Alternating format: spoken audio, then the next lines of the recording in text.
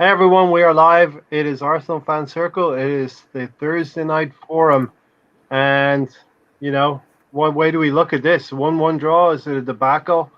Not quite yet. It's not a debacle quite yet. We do have a second leg to come. But, Sam, it's not ideal. It's not ideal circumstances. Another 1-1 draw at home in the Europa League. And I'm getting like flashbacks of last year, Olympiacos. But like I say, we're not out. We're not dumped out of it. We do have a second leg to come. We certainly do. Disappointing result today, but like you say, we're not done. But the signs aren't good, because you gotta question the mentality, the desire of the players. Because the next game is going to be tougher. Sparta Prague are a good home team. They're going to be up for that game. They're going to want to up their game and make it difficult for us. And we need we're realistically going to need 2 goals because I know theoretically 1-0 will win, but I just don't trust our team. I think it's easy for us to let in goals over there, and we're going to be needing to score goals. And I don't know if I trust our team to do that. The mentality is weak, like we showed today. We're bottling it again. I just don't trust these players to do it. That's the problem. But of course, I'd love to see them do it. I just, based on what we've seen most of the season and lately, I just don't trust them. I don't see it happening. Yeah, Tony, and welcome into the assemble. Thanks for joining us, and everyone else who's here. James Fernandez is here as well. Even as a Spurs fan, gutted you guys didn't win tonight and humiliate, those racist clowns. Hope all your families are safe. Also, and hope everyone who's watching is having a safe and a happy Thursday or Friday if you're watching on playback. So, but Tony, yet another uninspiring display at home. Here we are in April. Our season is still alive, and this is our only competition, really, realistically, we can get any kind of silverware out of. But make no mistake, we are not in a position to choose our games right now, and we have to play every game to the full capacity. And it didn't look like that tonight, Tony. Yeah, I started saying about 6 weeks ago, every game needs to be like a cup final. We played boring, uninspired football. There's no passion, no tenacity, except for a handful of players we know that does. There's Alonso showing more passion and tenacity than my team did tonight. Yeah. But it ain't good enough. We're playing at home. Couldn't tell it. This is a team that we should be able to play our reserves and academy players and easily beat 3-1 or something like that. Just isn't good enough football. Yeah.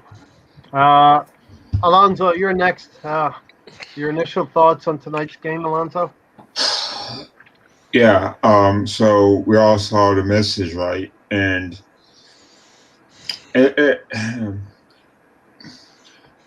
we are a team that lacks confidence right now, and the way we shot the ball shows that we don't need to be doing stupid tricks, or stupid corner kicks, or try to bend it in. We should just go straight forward with the ball and try to do what we can to score, but we don't do that, and so it's kind of impossible to like anything that we saw today, right? It's a letdown, and it's going to be a letdown until some change happens, and it sucks, but it's reality right now. And until Arteta changes his ways, this is how it's going to be until something happens, and it's gotta be quick, I guess. Right, and Tony here is imploring us to let's see some passion here, guys. It's going to be a little bit of a slow burn. I think we'll get there, Tony, in the end. Gary, you've had a day. You've been driving around a little bit, and first of all, Gary, happy birthday yesterday. Oh, thank you. Yeah, happy birthday. Thank you. Happy belated birthday. Yep, thank you. You didn't get the gift. I wanted a gift for the Southampton Cup game. I wanted that gift for my birthday. You didn't. You got a little bit of a gift to draw, but it doesn't feel like that, Gary, right? Oh, well, they tell you never to drive mad. So I sat in the car because there's about 10 minutes left in the game. So I said, you know what? I'll watch the last 10 minutes. We score. Oh, nice. Then I Mm-hmm. look at the clock, then I start walking around to get everything get sorted out. And then I'm like, all right, 2 minutes left in extra time. We can hold on, right? Possibly add. I was thinking maybe tack on another goal here Well, and myself. then when I saw the ball go out of bounds for a cross, I'm like, oh crap. Oh man. And then I had to drive mad. And then I was basically screaming at everybody on the way home. Everybody did something stupid in front of me, which is pretty Lot of the time. consistent in New Jersey. So I pretty much was just basically screaming at all the cars on the way home because Arsenal couldn't finish the deed. I mean, the first 70 minutes were uninspired, and that's what. I mean, is that what he wanted? Is that the plan? That's the story of our season, isn't it? Were they following instructions, or were they going off script? Whole season, story of our season. Yeah. So which one is it? Because either the players aren't listening, or the coach is giving them wrong instructions. Which one is it? Because that looked like, I mean, to start off the game and have the other team not kneel after what just happened in their previous, Europa League game. Yeah. And then to come out like you guys come out not inspired, not ready to finish this thing off. Yeah, it's not good. And Alonso said it. Confidence. We lacked confidence, and we'll get to it. But Saka let me down. I wanted more from him today. He got no shots on target today, and he was the most threatening player we had. Not one shot on target. I mean, I know he's not good, but damn. As many touches as you get inside that attacking third, you can't get none of them between the posts. Mm-hmm. That's not good. Not good because. So yeah, yeah, not inspired football. Manager didn't do enough to get these guys fired up to play this game. Gary, there's only one team in England that can play like that when they want to. That's Manchester City. They can take a day off because they've earned that right. They're so far ahead in the league. They could take a day off in the league. No other team in the league can do that. You can only take the day off after you've been working pretty hard. They didn't get all these points ahead of us by taking days off. They worked hard to get there. That is my point. More than one game, more than two games, Yeah, that is my point. Think about it. The last couple of games in the Europa League and Premier League, we've not looked inspired at all. Right? Nope. In fact, you could go back and argue this has started to set into us since the late in the second half of the Spurs game, where I feel we picked pretty much our best 11. You could argue between Lacazette and Aubameyang that day. Aubameyang famously missing, being late and dropped from the team. But I think Sam, the team is in a stupor since then. We've gone through, I think, a second leg against was Olympiacos, where we were three goals up, or 3-1 up, or something like that. We knew we were coasting. We were able to take that 1-0 defeat. It's that attitude going in. It's going to be okay to lose 1-0 to get through to the next round. It carries through to the next game, and it's a domino effect.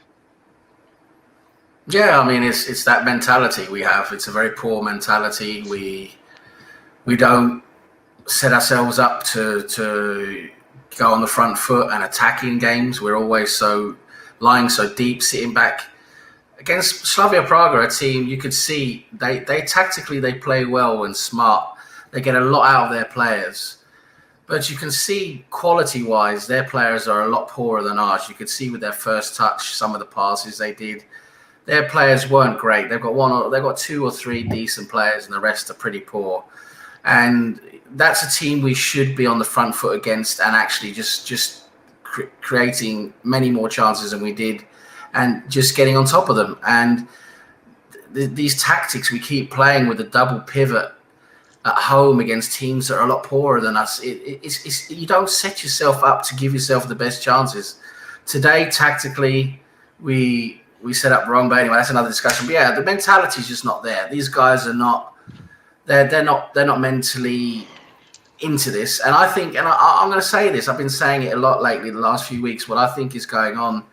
I know Gary posed the question: is it the players or is it the manager? What's going on? Do they want to listen to him, or they're going off they're going off the playbook, or what's going on? And what I think it is I think the players genuinely don't believe in Arteta's plan anymore. They don't think he's good enough. They don't think he's doing the job well. And what that does is that breeds a lack of confidence. It breeds poor mentality because they don't believe in the project. And that becomes conducive of an environment where you don't really bother because it's not really going to go very well. You can't play very well. They don't feel the tactics work, so they don't really want to play with the tactic because they know it's not really working that well. These professional football players who've been playing football since they were young children, they know and they can feel when something's working or not. And I think that might also be one of the reasons why they came out, or Lacazette came out and said, maybe we're not following the tactics, maybe not following the plan, because they don't feel it works. So they're trying to do something that they feel will work. And this is what creates that poor mentality, because there's no belief. If your team wins and they're playing well and they're scoring goals and everyone's doing well together, they're becoming a unit, then that becomes conducive of a positive mentality, a desire, a drive. You see winning teams, the squad is together, the dressing room is in full harmony. But our dressing room is completely in tatters because I think it is because it starts with the manager, it starts with him, and then it goes into the players who then don't want to work for him. They don't want to work for him because they don't feel it works. I think that it's a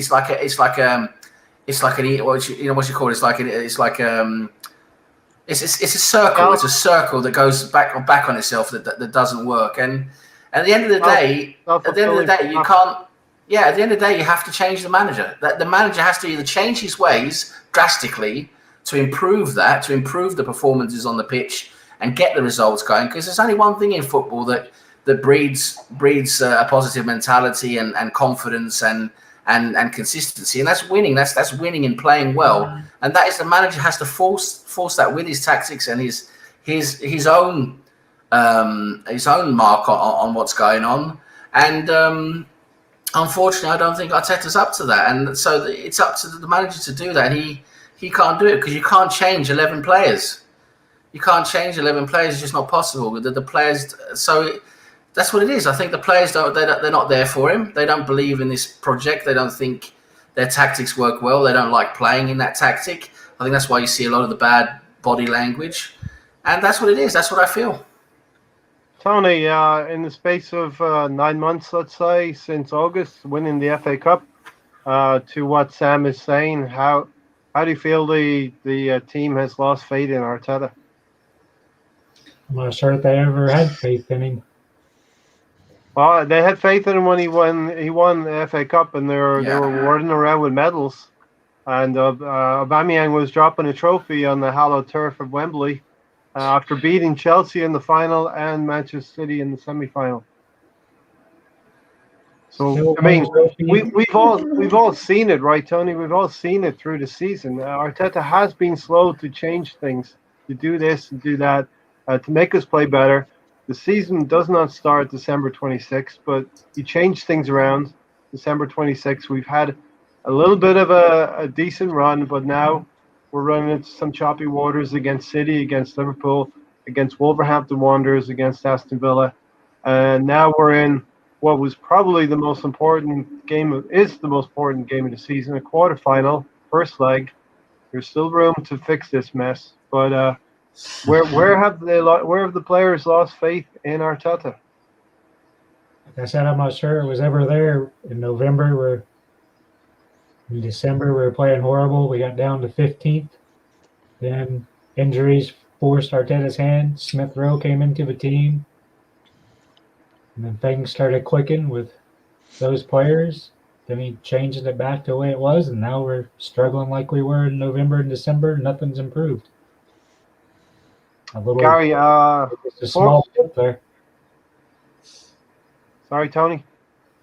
I said that was just a small blip of good form. Now it's out the window. We're playing terrible teams. We're playing relegated teams. We went up in the table. Like I said, Smith Rowe and some of the young players are finally getting the chances they need to. Arteta's stubborn. He refuses to change. He's not that changed. He needs sacked, and we need to start the summer off fresh. Gary, that small blip probably coincided with we've seen a snippet earlier in the week where you put Saka in the team, you put Emile Smith Rowe in the team. They've played 10 games and won 7 of those games, scoring I think 2 goals per game, and just generally playing a lot better when you have a Saka, Emile Smith Rowe, and even a Tierney in there. Points to if we can get our best players on the field, we can do quite well. But we don't have that strength in depth. Yeah. But when we get them out there, then we can't waste it. We can't waste them, right? So if you're going to put your strongest players out there, and if those two are Emile Smith Rowe and Saka combined, then I feel like you got to put a lot of good players around them so you don't waste it. All right. I mean, some would say I think there were players that probably should have played with them to get the best out of them. I think Emile Smith Rowe got his ankle stepped on, so hopefully he's not an issue going forward. Saka's going to get beat up all the time because that's what he does. So I mean, yeah, it's good to have your two players ignite the team, but you got to support them as well. We saw that today, right? I mean, we probably didn't lose because we had them on there, but we didn't win because it was just those two. And even Emile Smith Rowe to me seemed quiet today. And what is that? What's the reason behind that? Is it just getting back into form? I'm not sure. But Saka basically came in definitely ready to go. I think, Gary, when players are detailed to sit on our creative players like Odegaard on Saturday, we haven't figured out a different way to play to overcome that issue. Well, the same thing with Emile Smith Rowe today. But I mean that to me is a lot of times it's thank you, Miss Molina. They've ruined your birthday again, Gary. Yeah. Yeah, don't trust Arsenal to give you give you great events and experiences. As I said on Twitter, I'm gonna make sure I can get a rain check because I need it later. Maybe it's gonna be the away leg.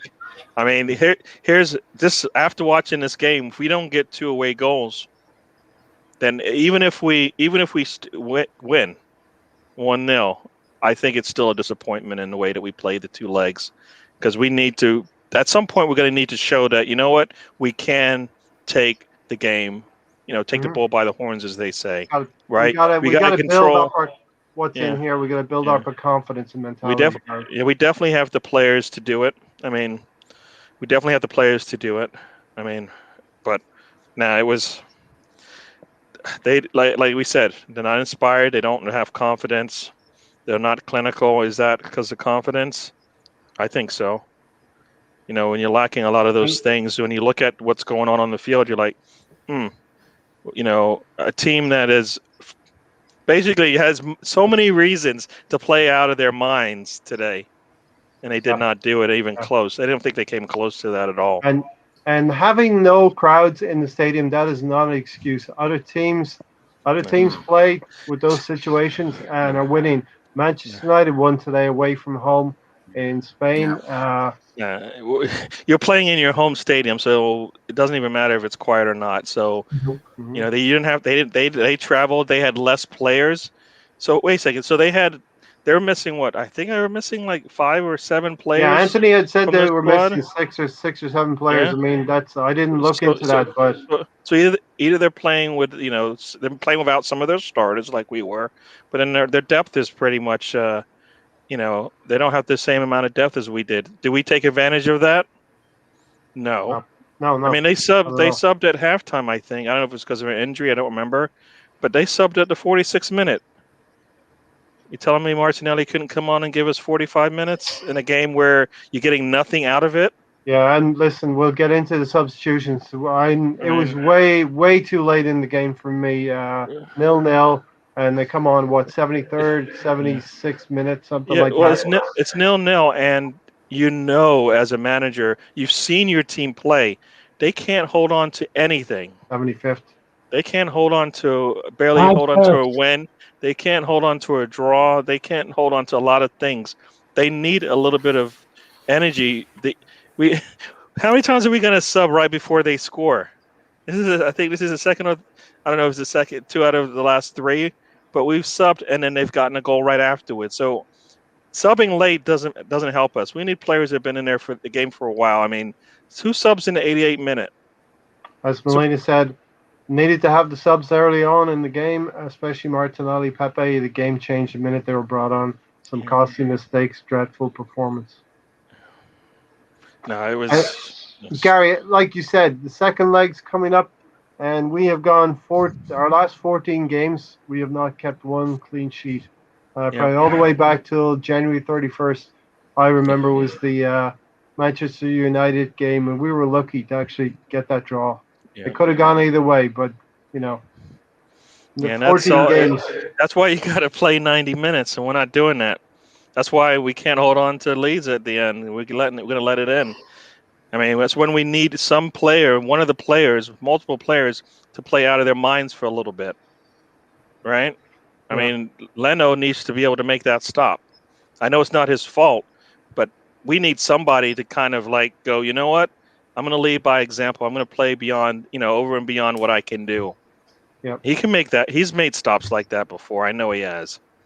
And we needed that stop. You only got a minute and a half left. Mm-hmm. Give me one big play. Yeah, right. And from Cedric. I understand we had an opportunity to clear the ball down the other end as well. We dallied on the ball or something like that. But shout out to Darren for joining us. Well, Darren's got a sore throat from shouting at the TV earlier. Is the cat alive? Because I know his cat basically, or is the cat right? The cat is clinging to the ceiling right now. I bet. I mean, and you can't script it any better, right? This is what Prague wanted to do. The game was exactly where they wanted it to be, a 1-goal game at worst. Yeah. And the other team is not even threatening you enough to put you on pause to where you slow down, you rush. They played. You could script our games too, especially after the first half. You could have scripted it because we needed to have scored early in that game. We needed to have scored often in that game. Gary, I'm becoming concerned because, like I said with Tony, the general fan can see what's going on, see what needs to be done, and it's not happening. It's not being done. Yeah. Samuel said, "This is a joke. Arsenal are an insult to your common sense." When Arteta said he'd make Xhaka and Mustafi better players, I wanted him out. I was told, no, the errors of judgment haven't stopped. And I'm bringing in Stan. Welcome, Stan. Hey, Stan. Good evening. Come on in. You got something to get off of your chest? Did something happen today that you feel like you need to talk? What are we talking about? Well, let me. Did I miss something? No, we're just settling into this one, Stan. So time for Stan's passion. Oh. God. Words of wisdom from Stan. Let's get something new. Yeah, well, let Stan get settled in for a minute. Alonso, as Gary said, we are not able to keep a clean sheet. 14 games now without a clean sheet. And as Gary said, we got to go in the second leg now. There's no guarantees we're gonna get a clean sheet out there even. No, because through Arsenal, we always keep it too tight. We always leave it for our other team to score at the 86th minute, like today. So I have no confidence in them like I used to because it's Arsenal. This is our Arsenal right now. and it's not getting any better, unfortunately, because there's a lot of things that are happening that we're not aware of, and it's kind of discouraging. Hi Stan, I'm sorry I was so bad on Gunner's Pod. I tried. Hey Darren, it's a podcast, so have fun with it. Whenever you get on, have fun with it. I saw a little bit of that as well. I understand passion. Wish. Go ahead, Stan. I thought Darren was fine on there. Yeah, you did good. You did good, stuff. Darren. Yeah. Take it from Stan right here. You did good, Darren. So I all thought good. that was good. We've all got an opinion here, Stan. So that's what Darren needs to do. Just give his opinion, and that's how we feel as fans. We're gonna fight about it, and we're gonna be friends at the end of the day. But you know, Stan, give us your initial thoughts on that game, 1-1. I just think I was listening to a little bit before I came on while I was wrapping up with work, and I think it was something really interesting that Sam hit upon about the players, not believing in what the plan is. They're not trusting the process, basically. But I'd like to just drill down a little bit further in that. I think you're right, Sam, but I think it's a group of players at the club at the moment, and I think it was I said on Same Old Arsenal USA. I've been trying to look at what is the one constant, because we're now 3 managers away from Wenger, and Wenger had to go because we were unable to beat teams that we should be beating. There's problems at the club, but we're now on our 3rd manager away if you count Freddie. So the philosophy has changed on that side of it, on the management side. There's been different philosophies have come in. So what is the one constant that's been there? And for me, I think it's those group of players that are still at the club that were there under the Wenger tenure. So I'm talking about Lacazette, Aubameyang, Xhaka, Holding, Hector Bellerin, Callum Chambers, maybe even El Neni, even though you could say he's been out on loan, for quite some time. All of those players, I think they need to go before this rebuild can start in earnest. Because if there is a click going on, my worry is that all of the players that I've just named, they've been at the club the longest. So you would have to say that they are considered the leadership base in the club, just because of the time that they've been there. De facto, yeah. Yeah, and they're there at a time now where this new manager is bringing through some of our youngsters. I know Saka was in the team under Emery, but he's only really started to shine now under Arteta and ESR, and we're working with players like Odegaard. He's brought in players like Gabriel.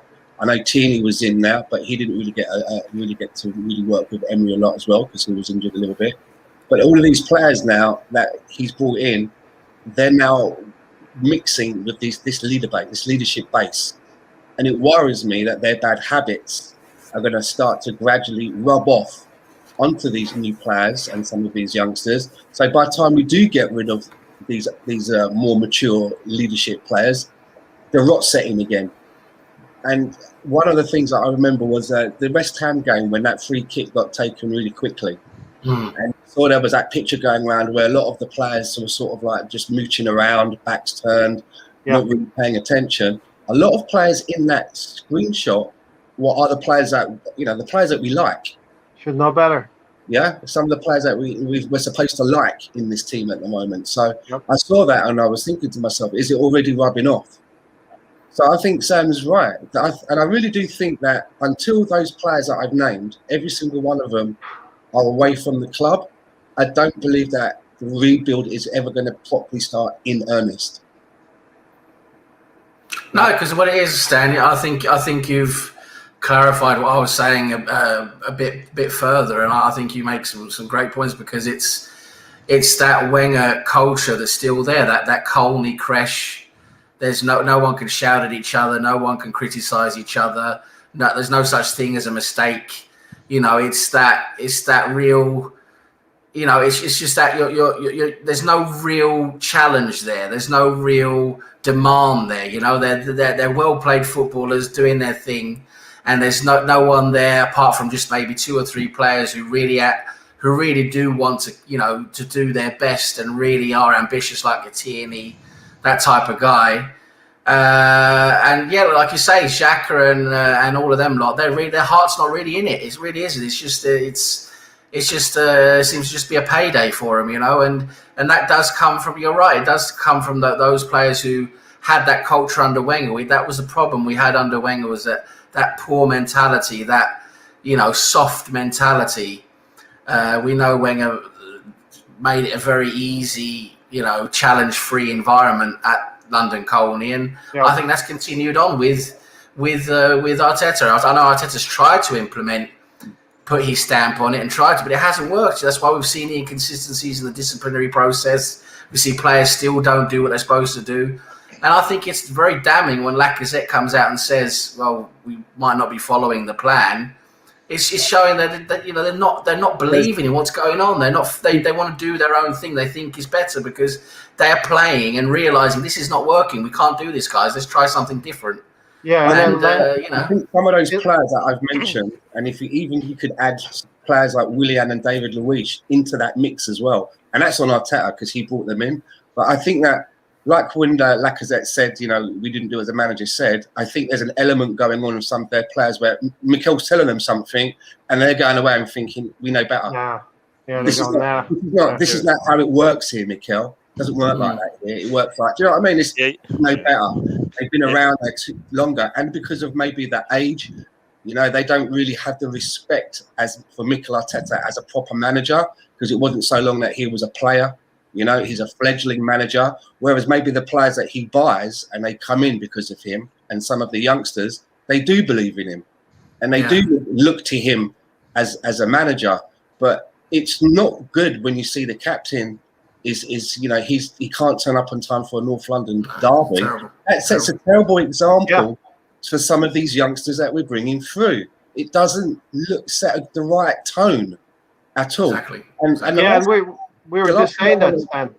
The last thing I want to say is as well, is that in the last game that we played, I was hearing a lot of people saying that, well, had Xhaka and David Luiz been playing, we would have played a lot better. It would have been maybe even a different outcome. Well, today Xhaka was playing, so does that mean then that it's all down to David Luiz? If he was somehow playing, it would have all turned around. I mean, I do think that some of their excuses now. I'm hearing a lot of excuses. Yeah, I mean, it's crazy, Stan. We went from the levels of Liverpool, who's won the Champions League in the last couple of seasons, to Slavia Prague, and the result or performance was no different, in my opinion. Gary, you wanted to jump in? Yeah, there's a couple of things. So I guess I'll go with the last point that Stan brought up. I mean, as far as I was concerned in that last game, Ceballos and Holding had pretty bad games. And those are the two positions that you're talking about, right? So for me, I did see it. There's a dip in form from Jacques and Luis to Holding and Ceballos, definitely. So it's not that they are where we want them to be, because they are not, right? But it is definitely a dip in form and a dip in performance that you're going to get when you take Jacques and Luis off the pitch, right? For me, when Luis comes off, Gabriel's form and performance will dip a little bit, because he's the one player that I think gets a good performance out of Gabriel when he's on there with him. Ceballos has, I don't know, 3 out of 4 games are just going to be bad from him right now. So I don't think there's anything there. So that's why I think when we were missing them, it's not that the 2 players we have are for me long term, because they're not. But it is definitely a dip in performance that you're going to get.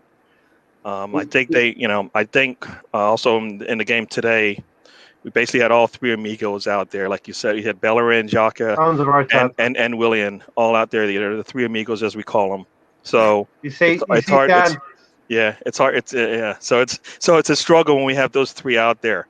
That's what we've noticed, right? So, but the one thing that you did say, one of the things, the first thing you said, which I definitely agree with, is the senior players rubbing off negatively on the youth.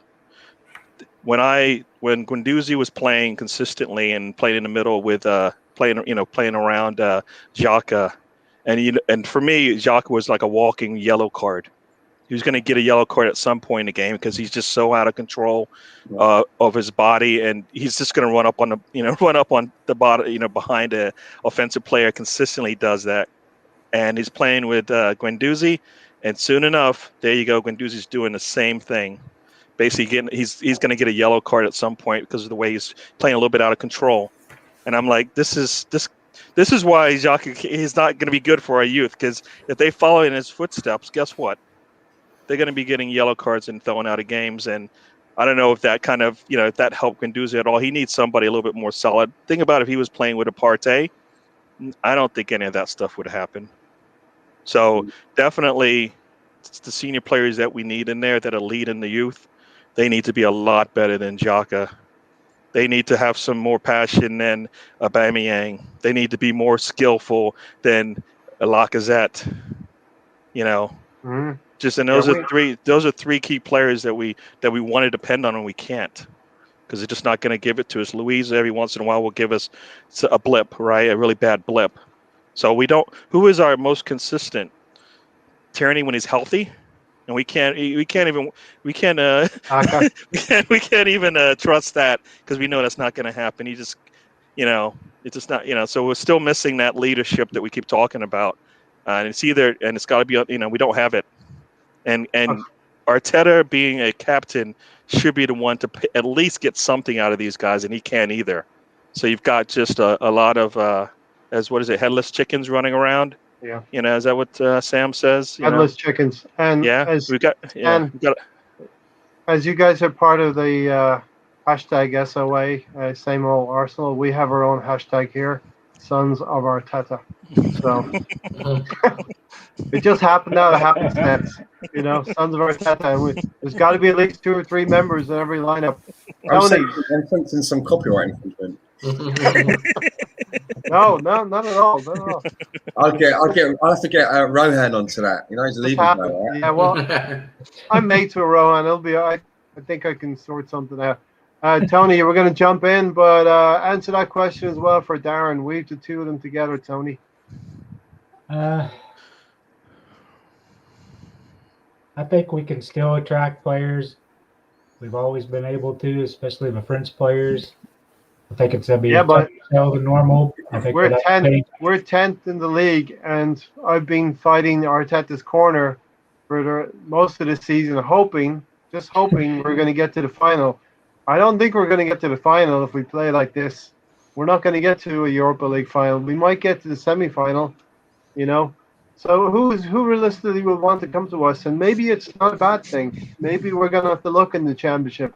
There's a lot of snobbery amongst Arsenal fans. We turn up our noses up at certain players. But who would not take a Lewis Dunk right now? That type of thing. Those are the kind of names that we want. We want leaders in this team. We need leaders in our squad. We don't have leaders. We have de facto cliques, I think, that Stan was talking about. Tony? It all boils down to what, as I talk about, getting rid of the players isn't that do anything. It's a culture that's been there since Wenger's days. It's just contagious amongst the players. It just keeps spreading and spreading. Doesn't matter who the players are. We have to bring in different football directors. So we moved 3 or 4. We moved 3 or 4 out in January, and now the decay has spread to the next 3 or 4 in the squad. Right? We didn't move players out that are playing consistently for us. Correct. Think about all the players that have left. How many of them actually play consistently for us? They didn't have to play, Gary, to be part of the. No. I mean, so they're not going to affect what's going on in the field.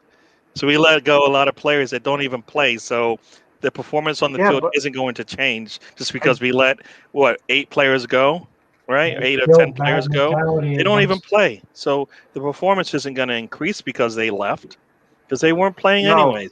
No, we're talking about changing the culture, right? So you're moving players on. The mentality of the players, all that's contagious, whether they're playing or not. That's why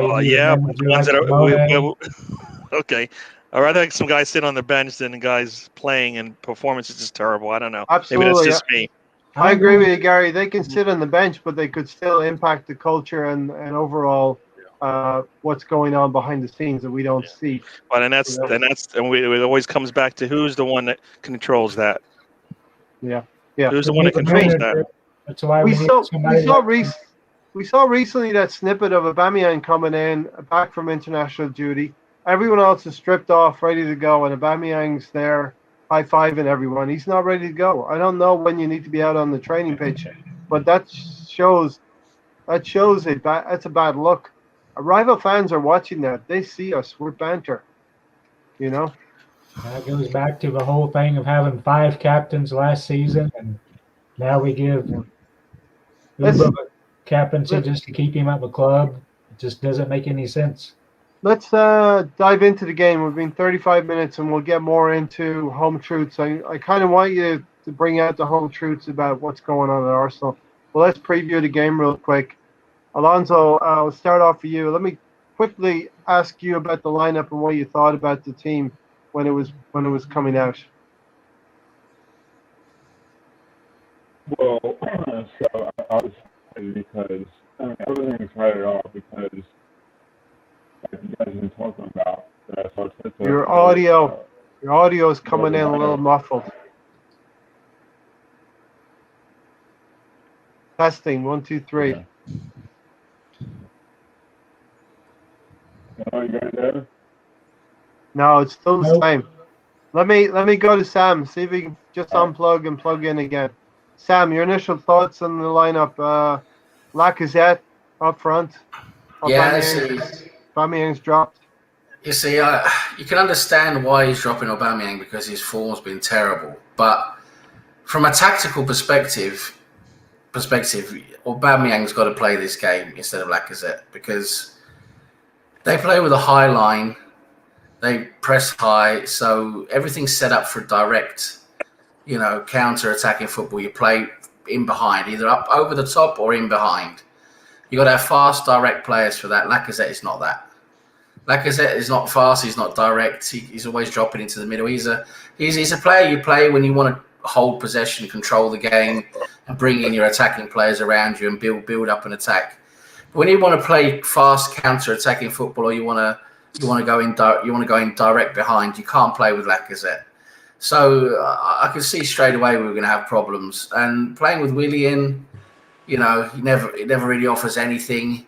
And I knew he was going to struggle with it. We didn't really have much choice, I think, with Cedric because he wanted to go with some defensive stability at least. I don't think Saka would have given us maybe much defensive stability. I think he would have been good bombing forward, but yeah, it's a difficult decision, that one on left back. But Willian, what a terrible game. And we just knew, with his Bellerin wasn't good again. Yeah, he was out of position a few times, and he's just not a good player. And again, it's a lineup. It's like, why aren't you putting out the best team you can that's going to give us the best chance to win this game? And the tactics were all wrong today. We set up wrong. We set up deep. And we knew they were going to have a high line and a high press, and we didn't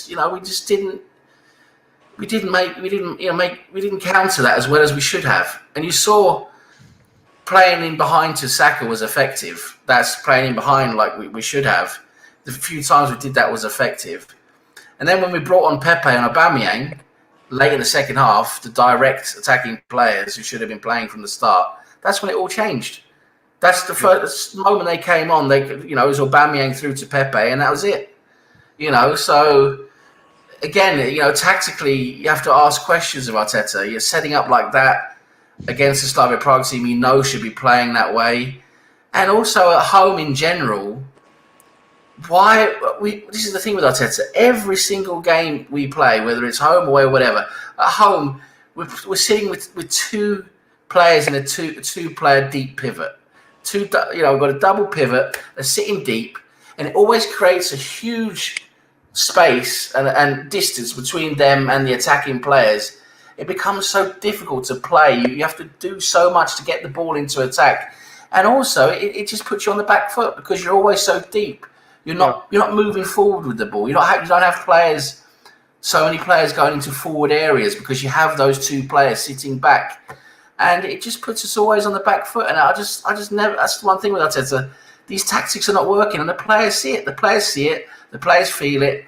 They're playing out there on the pitch. They know it doesn't work, and it's one of the reasons why they're not really giving everything they can. Yeah, we're suffering from the international break. Hope if we'd had Odegaard, it would have been interesting to play Emile Smith-Rowe and Odegaard in the same lineup. They would have had a decision to make whether who to try to snuff out in that situation. Alonso, how's your audio? Good. He's frozen now, I think. Frozen. Can I just say something to Sam's ahead. point? Like, so it sounds like Arteta always has his tactic and his squad wrong. Pretty right? much. 'Cause Yeah, we They're always- can see they're always- it, Gary. they're always- We can see it. They're always backwards, right? Pretty So much, again- yeah. So against Liverpool, you probably want Lacazette in there to start, right? Exactly. Yeah. And today we wanted Aubameyang in there to start. Yep. You want to go in behind. And we saw when Aubameyang came on, we got the goal because of what you're saying there, Sam. I completely agree with you. And we're playing the Pepe's strengths. You know what? Pepe is able to run through and get the goal. It reminded me of that Sheffield United game, the home Yeah. game, Gary. Well, I was just going to say, we've seen this before, right? Giroud plays for 70 minutes. We get probably one or two crosses in. Giroud comes out for the last 20 minutes of the game, and now we've got like 20 crosses coming in and nobody there to get to it. That's what I remember. I remember that clearly. I know what game it was, but I'm just like, we just do everything backwards. Prime Right? banger. Yeah. Gonna give Tony your lineup. What your thoughts were real quick. I kind of thought Aubameyang would start. Other than that, I thought the squad was okay. I'd still like to see Mari get a start in there. Later he would boomerang. Later he would boomerang in the game, Tony. No, later he got one of his braids stuck in his eye when he's a yard up from the goal. I don't know what happened there. What happened? What was So that? he got a braid in his eye. He's a yard out and just A braid. Okay. he just totally missed it. Dan, did you see my hairdo on the last podcast on Sunday? I did, and I was just looking at your hairdo this evening, and I'm trying to work out whether you've just got it very, broad creamed back, or you've had it cut. I want to No, it's not being cut. No. Okay. You're looking very David Niven this evening. You told me you told me never to do the top knot. I'm not going to do that for you. He doesn't have the lift of Lego Man, so I think he was going for the Lego Man look. He just doesn't have the lift, right? He's just not he doesn't have the thickness. Gary, Do you know what you're missing, Ryan? Do you know what the one thing that you're missing? You're missing a very thin pencil moustache. that would be like Allison style, right? Allison Yeah, you're style. looking very suave. Thank you. Gary, take that one from the assembled. Do you believe the Arsenal players are leaving the best work on the training ground? Remember, if you don't train right, you don't get in the team. According to Arteta, if you don't train right, you don't get in the team. I think we only get to see like the 5 good points of training is what I think. I'll be hard pressed to believe like they do all that. I mean, how many times have you seen Saka actually shoot in practice? I don't think I've seen that. Of all the people shooting, I don't think I've seen Saka shoot, and I see it in the games. Did Partey take a shot today? Nope. He's taking a shot. He did take a shot. Oh, he It was did take a wide. shot. Oh, he It was was a wide. decent shot, but it went wide. Okay. I must confess, He's getting closer. I watched 10 minutes of highlights today, and I said to you guys earlier, I'm jealous because I'm working. Usually I work during these Europa League games. I'm jealous at first, but then when I see how the game goes, I'm like, I saved myself some heartache. It's painful to sit there and watch 45 minutes of the first half and go, wow. How where you're playing at home, you know how important this game is. You know how disappointing you looked in the last game. Show me something. Nothing.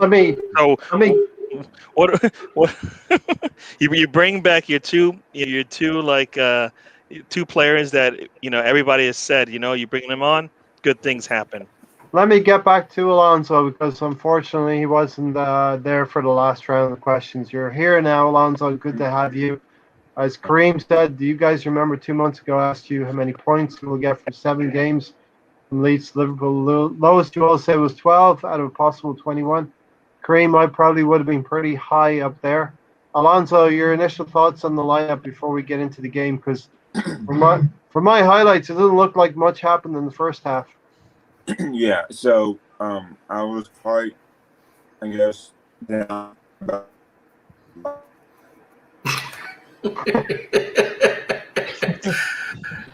We're gonna call Alonso. I want to say your performance is that your Wi-Fi connection is like It's like a Arsenal, jack in a box. but I actually can hear you for a little bit, and it sounds good when I hear you. No, this is Arsenal's first half performance. No, it can't be, because at least when I hear him, it's good. I don't think I saw anything good from Arsenal today. So yeah, so calling him William. I mean, you get excited about the game, and Arteta puts out Bellerin and Willian, and they're not worth it. They're not worth being an Arsenal jersey at least. And with Xhaka, you know what you're expecting from him, right? So, it's a game we need to win, but we didn't win. We drew instead, and in my opinion, Pepe is better than Willian, right? So he doesn't. He decides not to play him, and it's really discouraging as a fan, because by now you should know what Arteta's best 11 is, right? And he still doesn't know. And it's kind of sad how it's gotten to that point where there's no trust anymore. There's no confidence in this team. And at what point is that going to change? Yeah, we have injuries, but he doesn't know who his best backups are either. So, you put in your option is Ceballos. He's not worth it either. He's not worth being in an Arsenal jersey, because he only had one good game last year. Yet he's resigned for an loan, and for what? And it's just like Stan said, and I think also Sam said too, that there's no leadership, there's no accountability, there's nothing there in Arsenal right now. Yeah. Mm-hmm. We're going to institute a new rule here. If there's an awkward sound, somebody has to put their hand up. Who's got the canine? All right. Kareem, the bigger question is, how come we haven't seen you in 2 months? That's the bigger question, Kareem. You come back 2 months later. It's his fault. He wants to con us 2 months later. Let's go through the highlights, Sam. Nothing much of note really happened in the first half. Holding had a header over the top, Saka, and then we went to. Am I correct in saying that's really all that happened? There wasn't much going on in the first half. Was that the one where Saka went through? He was through there on the right hand side of the goal. And he tried to come on his left. He shot it wide to the left. Yeah, there was one where he tried to come back inside to his left, and the defender takes it off. Yeah. But he should have buried that. That's the thing with Saka that worries me. I know he's going to develop and hopefully be amazing, but his final ball is his end product is not good at the moment. He gets into good positions, he'll dribble past a few players, but then when it comes to finishing or crossing, it doesn't really work. Gary, someone's coming for someone. Oh, you let me jump him, I I'm just raising my hand because you said about the sounds in the background. That was me. That's I didn't have any sounds. I thought you were putting your hand up because you wanted to jump in. Maybe we have to do something else, like scratch your eyebrow. Scratch your eyebrow. Or pick your nose. Or do the Pepe salute, because he did score today, right? It's going to be the Pepe salute, right? I'm John Silver. They're coming for you a lot. I saw another podcast that happened to you as well. Well, I live right across the road from the Nick, and next to that is the fire station, and then you've got an hospital as well. So, I'm right in it. You're right in the middle of it. Yeah. All right, Stan, second half, it warms up. Saka's taken down. Willian has a free kick, hits the upright. Stop me if there's anything of note to talk about. I never got to say what I thought of the lineup, because there was go ahead then. One thing in particular. Because obviously, right, the big one was, he stuck to his guns and he's left Aubameyang out. But the most telling thing for me was that when he started to roll his dice, right, and then obviously, it got to 72 minutes, and that's when he decided, it's not working. I was yelling it in all caps on Twitter at like half time. It's not working, but he didn't hear it. He obviously didn't really get my tweet until 72 minutes, and then I just thought it was very telling that his first roll of the dice, it wasn't Aubameyang that he went to. He went to Martinelli, and it's kind of a little bit worrying if you think that we've given this guy Aubameyang this really huge contract. We've done another Ozil, right? We've given this guy quite a big contract, and I would say that when you're kind of paying somebody that money, that's building a team around the money, right? That's the sort of person that you've got. You're building a team around this person. You're not shoehorning them in. You're not saying, okay, you're going to play here. You're going to play on the left today. Next week, you're going to play through the middle. Week after, I'm going to play you on the right. Do you know what I mean? And you got to track back as well. I mean, this is not the sort of, that's not the sort of player that you kind of spend that kind of money on, right? They're supposed to have some kind of a proper focal point of a job. So, I'm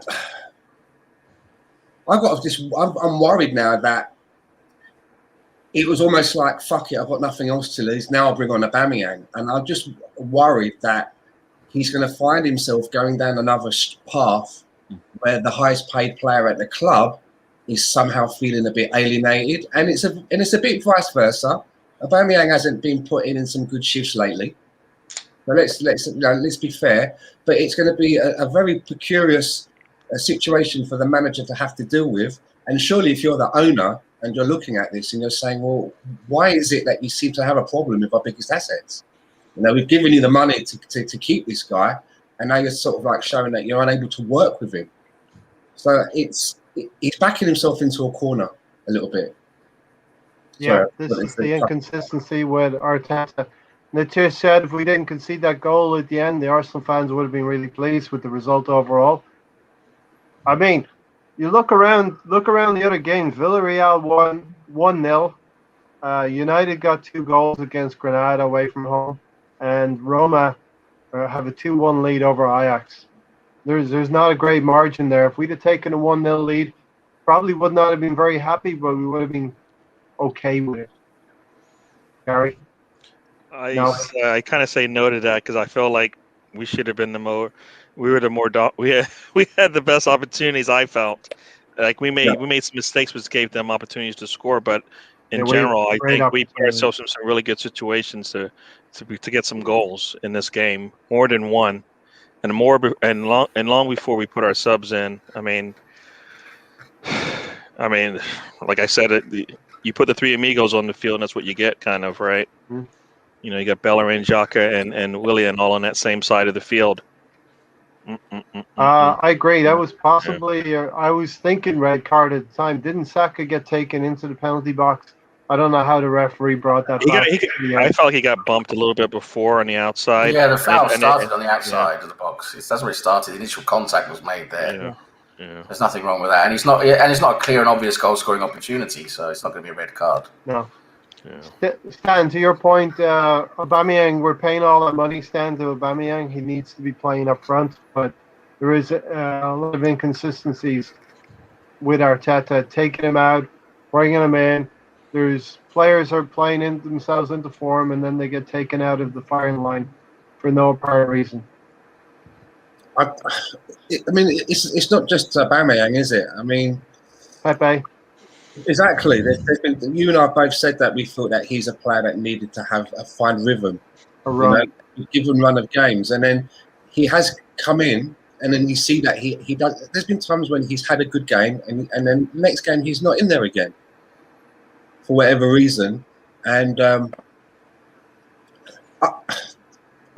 this has been Mikel Arteta's biggest problem, is that we used to call Claudio Ranieri the Tinkerman, but this guy. Mm-hmm. I mean, he's been with the club long enough now. Oh, the snoring missus is back. Naughty boy. We like that, naughty boy. Is he snoring? I mean, you didn't give us the status. Yeah, what is the status, naughty boy?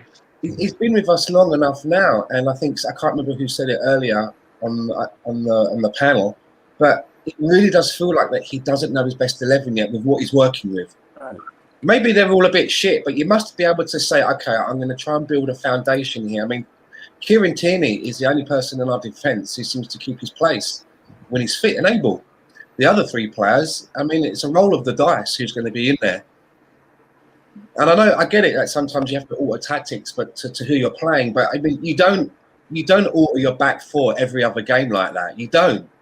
You might give them different jobs when it comes to marking, or I want you to help out the fullback side, but you don't mix and match it like that. Yeah, right, Stan. There's actually a train of thought there that Holding actually plays better with Pablo Mari. Gabriel is playing in there. Is that the best partnership, Gabriel and Holding? Possibly it's Pablo Mari and Holding. I don't know if it's the best partnership, but I just think that when you're constantly, I know they all train together and everything, and I have to say, I think it was Gary was talking about the training videos.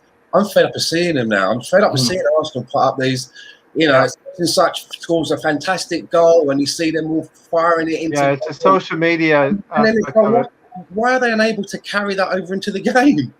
I mean, it's like the game comes and they don't even take a shot.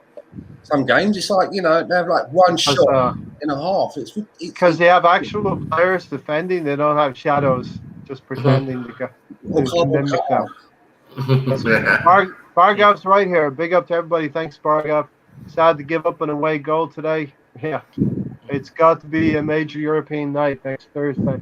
Without a crowd. I guess, how many times have you seen Lacazette score in those practice videos?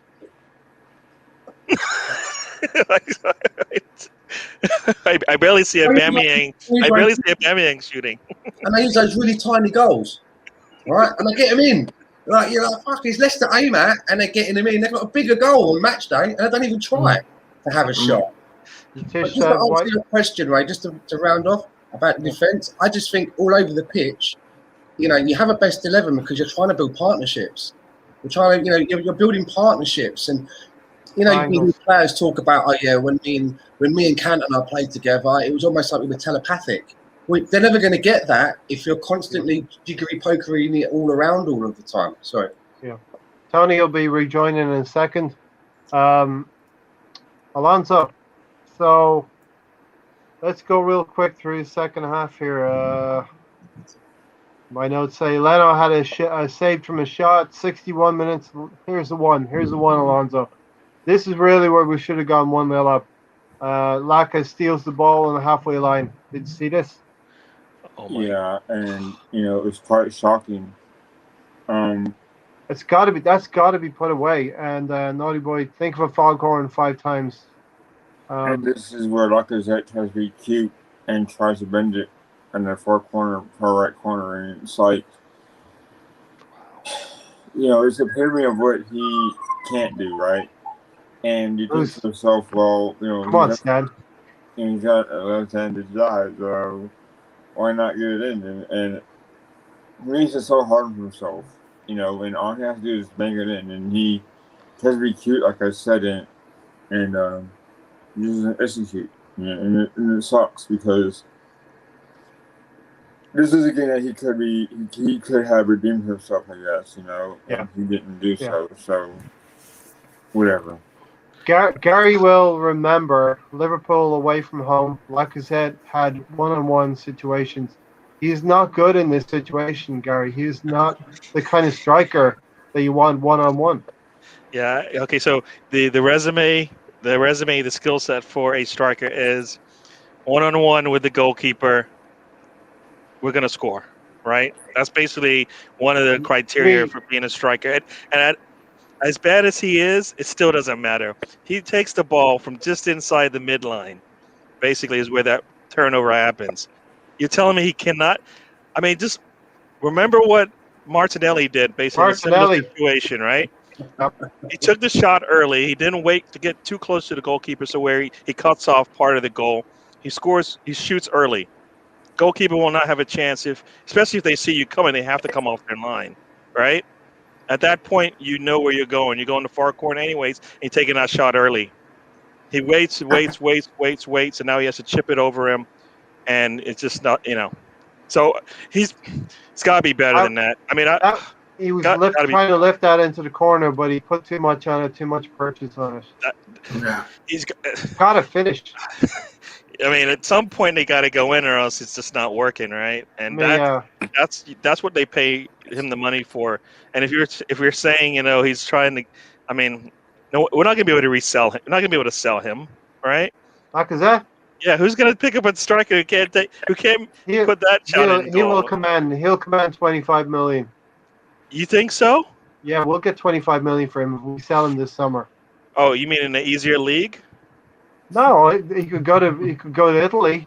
Where they have bigger goals? I don't care where he's going. If he's going to go, I just care that we get amount of money for him. I don't care where he goes. 25 mil. What is he? This is where, like I said, where is Arsenal improving his worth? They put him in situations to do that, and he can't perform. Does anyone who thinks he would command 25 above or below? He's gonna get something like that because that's just the way the market works. He's going to be worth that to someone. But yeah, I mean, he's in terrible form. I agree with Gary. He's shocking at the moment. Here's the thing, Sam. We have two distinct strikers. Aubameyang could score in that situation, right? Lacazette is more of a box player. He did the other week, similar thing, wasn't it? He had a similar thing the other week, and he couldn't do it. Yeah. Remember? Stan, you have that situation 10 times. Aubameyang's going to score more times than Lacazette will. I tell you what, that might be likely. I tell you what, I'd love to ask all of you, right, and everyone in the chat box, when you were watching the match, and then you saw Lacazette break away with that ball. How many of you were like, yes, because you're thinking, or how many of you were like, oh no, that, oh fuck. I got my Arsenal head on. I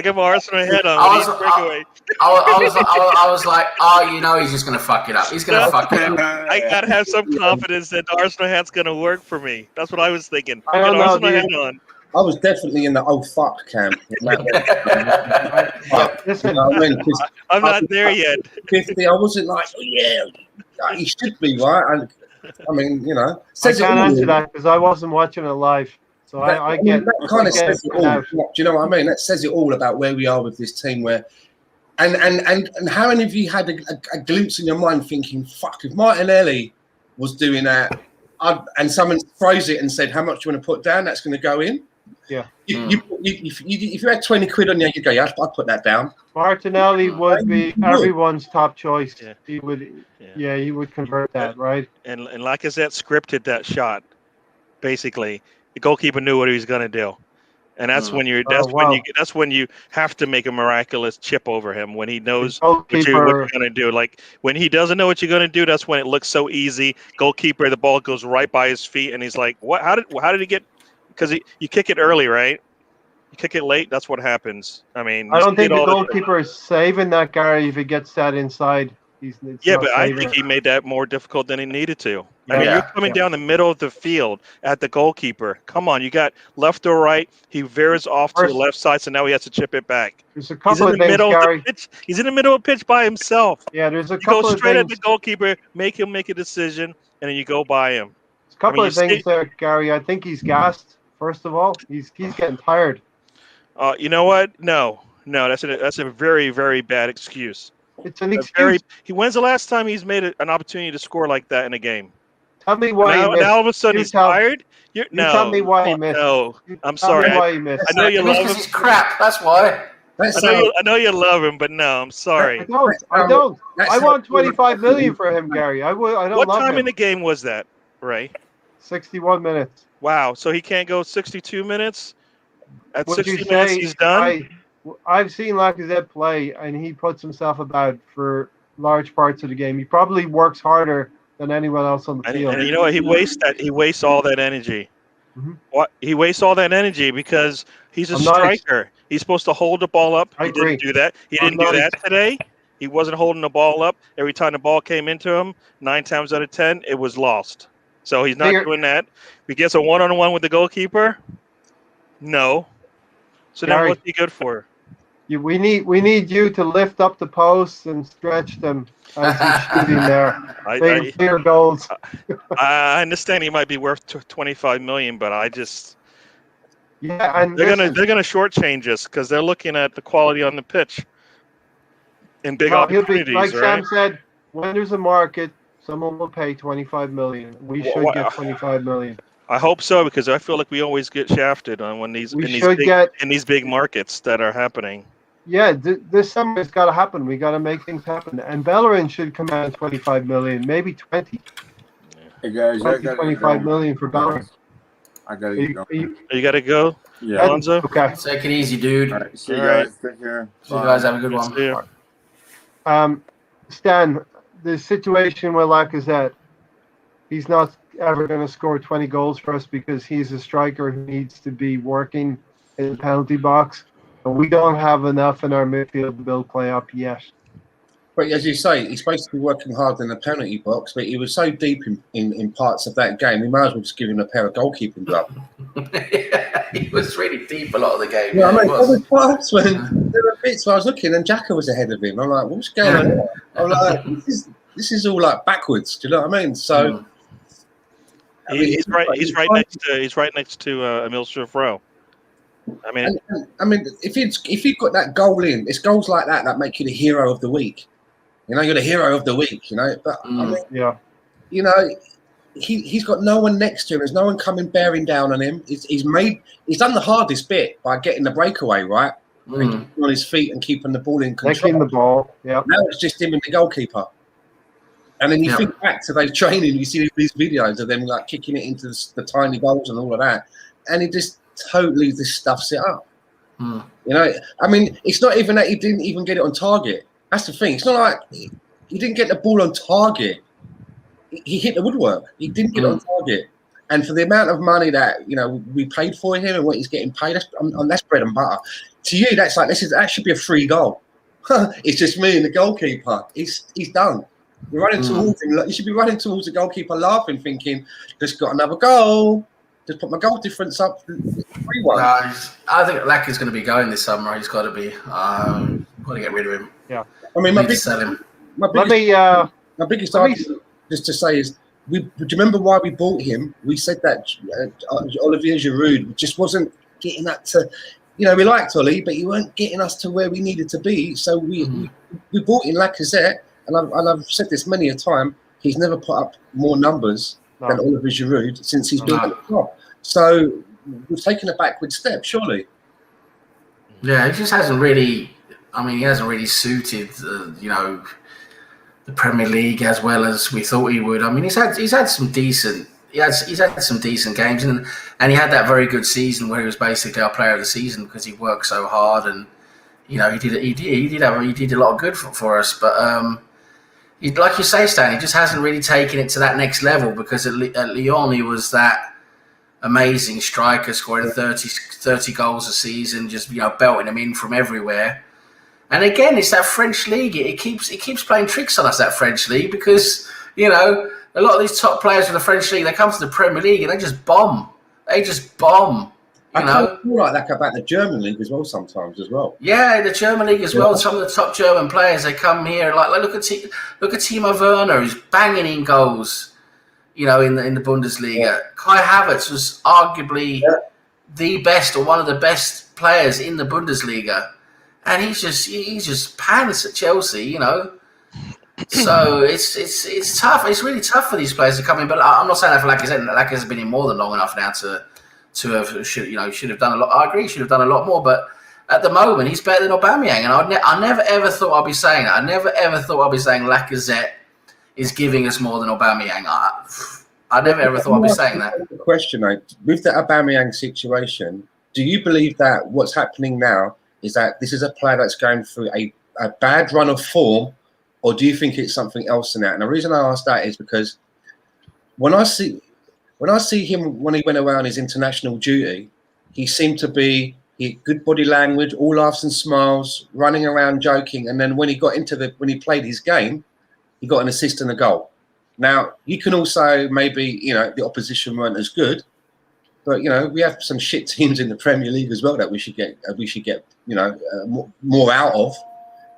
Yeah, when he comes back to the club that pays his wages, the body language all droops again. He looks like he's got the weight of the world on his shoulders. He looks like he doesn't want to be there. So do you believe it's a run of form, or or it's something else? I don't think he's enjoying himself at Arsenal at the moment. I think the environment is not what he wants. I think there's a lot going on behind the scenes that we don't see. And I think Aubameyang's not enjoying himself at the moment. I really do. I think he's had a bit of a clinch with Arteta. I think a lot of it's his own fault, to be honest, because I think Aubameyang, he's that type of guy, that type of player. And there was a saying they said at Dortmund as well. They said he's quite lazy, when it comes to, he's often late to things. He's a bit of a lazy guy, He'll give you 100% on the training field, and well, he's not giving us 100% on the pitch at the moment. But normally he's going to give you 100% on the pitch. But there's been a lot of issues with him, and he's that type of player. He sort of does his own thing, and I think that's part of it. But I also think at the moment there's something going on there. I think it's something going on behind the scenes at Arsenal, and he's had those personal issues as well. I think that's played a lot on his mind. So he's not really in a good place, and then that's just added on to him not being able to score goals. And with strikers, that's a confidence thing and a consistency thing. So when they stop scoring, that can really get into their head. And I'm just hoping that's not what happened to Aubameyang. And at the end of the day, Aubameyang shouldn't be captain. He should just be he should be our striker. Yeah. And that's it. Don't let him have any leadership role or anything like that. Take that all away from him, and just maybe that's a burden on him. Maybe that's weighing down on him as well. And we maybe that's continually captain. Yeah, we continually use that as a carrot to get a player to sign a new contract. Here, you can be skipper. Ray Anderson said his foot angle when he was taking a shot was bad. Gary? Yeah, no, I was going to say also on that note, it could just be Arsenal, all right? Could just be Arsenal.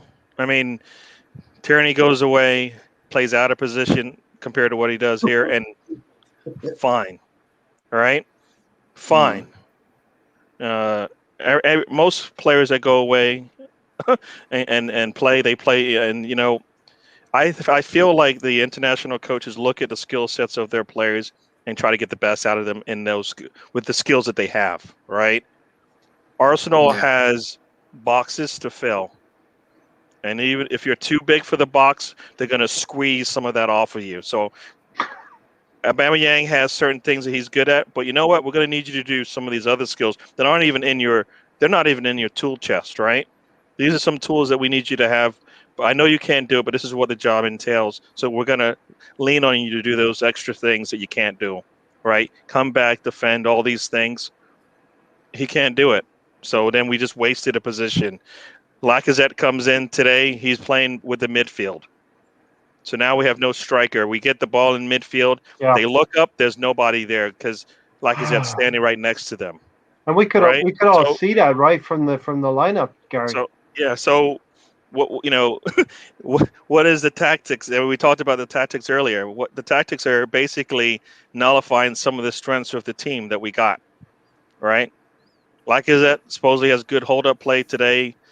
Not so much, but he's playing so deep. He's playing right. He needs to be further up the pitch, right? So when he's holding it up, he's got his wings coming on both sides of him. Now he's so deep in the middle of the field, in the center line.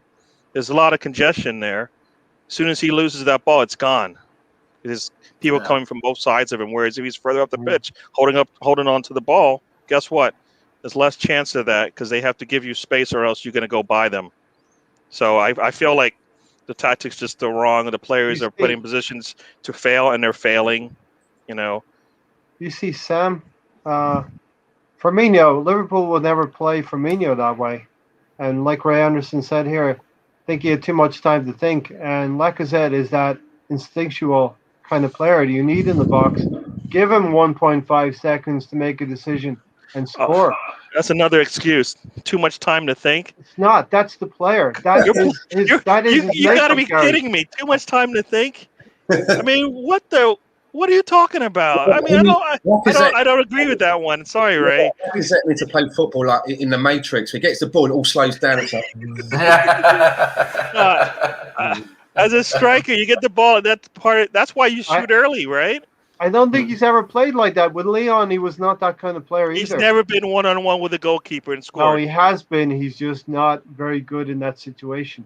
like we all said, You haven't Martinelli. scored in so many games. You get an opportunity to score. You tell me you're not going to make sure it goes in. Come on, at some point you got to have some ambition, some drive. It was a terrible miss. It was a terrible miss. That's what it was. Yep. Terrible miss. Yeah, I was about to say, terrible miss. Terrible miss. Terrible miss. Terrible. How many times did I say terrible? All right, 1-0. That should have been 1-0. It was not 0-0. We go on. I mean, when I say who has too much time to think, I think that's what I think. Saka has too much time to think. I want him to shoot that thing. Curl that thing with your left foot if you're not confident on your right. Try it. Make the goalkeeper have to make a stop. He didn't take any of those opportunities. I know he's young, but man, I want you to score because you're one-on-one with the goalkeeper every time you make that little spin. Make the goalkeeper make a stop. I mean, we've had shots going on the close post easily, right? Because they don't know what's coming.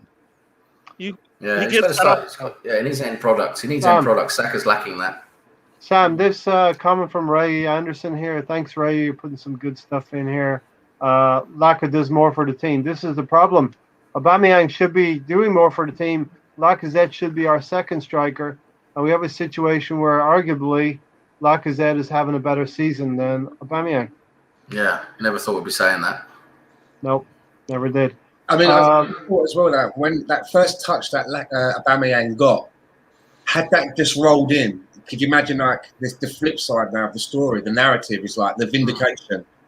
You dropped him. You went to Martinelli, and then when you finally went to Aubameyang, he's the one that got you out of jail. But alas, that's not how the story went. Do you know what I mean? Assembled. Let me know your observations of the team setup. It's very hard to keep track of everything, but if you leave a comment in there, I will reply to it. I know I missed your last one. Stan, a couple of minutes later, Lacazette misses right on the back post as well. There's some kind of cross comes in, he misses. That's another opportunity. A bagging. I remember another cross that came in. Was it that one? There was like a cross that came in, and there was like maybe three or so players in and around the box, and it wasn't like there was any movement to get to the ball. It was like the ball came in, and they all sort of went. Gary's got it. Did you see that, Gary? It was Saka's cross, and like the Matrix, like you said, they all got away from that ball. It's like they didn't want to touch it and it sliced right, like you said, between 4 or 5 offensive players, meaning the guys in red. You know what it's like? In the Matrix when they do bullet time, and you see the bullet, and then the bullet comes, and they're like, it goes by. It was like that. The ball. It was a Saka cross, and you're like, how did he miss all 5 Arsenal players? How did he do that? And I was like, it wasn't our day, but damn, I wanted it to. We need to get lucky at some point, and we didn't. Talking about Saka though, you just reminded me of something that I did notice in a few podcasts and stuff that I listened to after the game while I was working, and I love watching what people are saying in the chat. But I saw a lot of people saying that Saka's overrated. Basically, that's what they're saying. No, I'm not paraphrasing. That's what they said. Saka's overrated. We expect too much from him, Stan. He doesn't finish. I mean. Well, at the moment, he's lacking the end product. That's what it is. He needs to finish. Do you think this is just fans being raw straight after the game? Because we did have an off day today. But they're just raw. It's just we need the praise. We need the praise. He was in there. He was a little bit off today, and he's a young kid, right? It's the T-shirt. He's a kid. He gets away with that. Hopefully, improves soon. Exactly. And we put too much on our better players because our average players are just dross. Our established players, experienced players, the ones that we should already be in the Champions League because we have paid a lot of money for Aubameyang and all of these players. And they have not delivered. We are not in the Champions League because those players are not good enough. We've seen this season, younger players are stepping forward. And I would have liked to, we all probably agree on this, would have liked to have seen Arteta open the envelope up a little bit more this season. For God's sake, this season, out of any, Sam, Arteta would have been forgiven if he'd just opened up the whole playbook, put Saliba in there, put Saka in there within reason, and just go for it. We'd have a lot more forgiveness for that, wouldn't we? Well, I think that actually that's the thing, and I remember us talking about this a while ago when we was going through that really bad run of form, in December and November and December, and he was playing Willian again and again, and he was playing all these Bellerin and all these players again and again. It just wasn't working. Our attack was crap. We weren't creating anything, and I remember us saying, well, at least me and there was a couple of others here saying that let's try some of the younger players. Emil Smith-Rowe should have been starting well before he did. November. Before Arteta had to start him. We said the same with the likes of Willock and Maitland-Niles should have gotten more of an opportunity than they did. And now we need to look to more of the youngsters to come in, like Aziz. I think Aziz could. I really like what I see Aziz when he plays. He looks like he's ready to come in. He's a strong lad. He's a big lad. He's central midfield, but he's box to box. He's box to box in midfield. But he's got such a good. He's got pace. He's got such a good stride. He's really technical, and he's got a really good passing foot. And he just looks really good. I mean, he's a big talent. And I think he was was he on the bench today? Because I know he trained with the first team squad. I didn't catch he was on the bench today. Yeah, he was on the bench. Yeah. I mean, I'd love to have seen him come on for 10 minutes at the end. I know it was a different situation, so we wouldn't have done it. But say we were leading 3-0 or 4-0, I'd love to have seen him come on for 10 or 15 minutes. But no, I'm just saying, if that's the type of situation you bring him in, right? That's what I'm saying. But you don't bring him in when you want a goal, right? That's going to be too much pressure on a kid playing his first game, basically. But anyway, that's the thing. I just want to say, going to the younger players, I don't think all of us Arsenal fans, we would, if we were playing with some of the, not the whole team, of course, but if we use 3 or 4 or 5, a nice mix, maybe half and half, where we bring in a few more of the youngsters to keep out some of the older dross. I don't think if some of these kids make mistakes or they're not playing one game, up to their absolute 100% what we know they can, we're going to forgive them because they're young, developing, and they're Arsenal through and through. They've been at the club since they were 10, 11 years old. So we can forgive them. We're not going to be on their backs. But when you come in from another club for 50 million quid and you're getting paid and you're getting paid 300k a week, and you can't even bother to bloody make a run, that's when the Arsenal fans are going to get on your back. Yeah. And that is where a kid who comes in, a youngster, like we've seen with Smith-Rowe, like we've seen with Saka, like we've seen with the likes of Willock and Maitland-Niles when they've had the chance, they have the effort and the desire because they're young, they're hungry, they want to prove themselves, they know that they have to give 110% if they're going to get to start a game or get in the squad. They know they have to prove themselves. Older players they're like, I'm just getting paid. It's a payday. So this is what we have to. We have to trust the younger players because we've seen it work with Smith-Rowe, Saka, some of the other boys who had to move on. But we've seen it works if we give them a chance and give them a run of games. And that's what we need to see moving forward.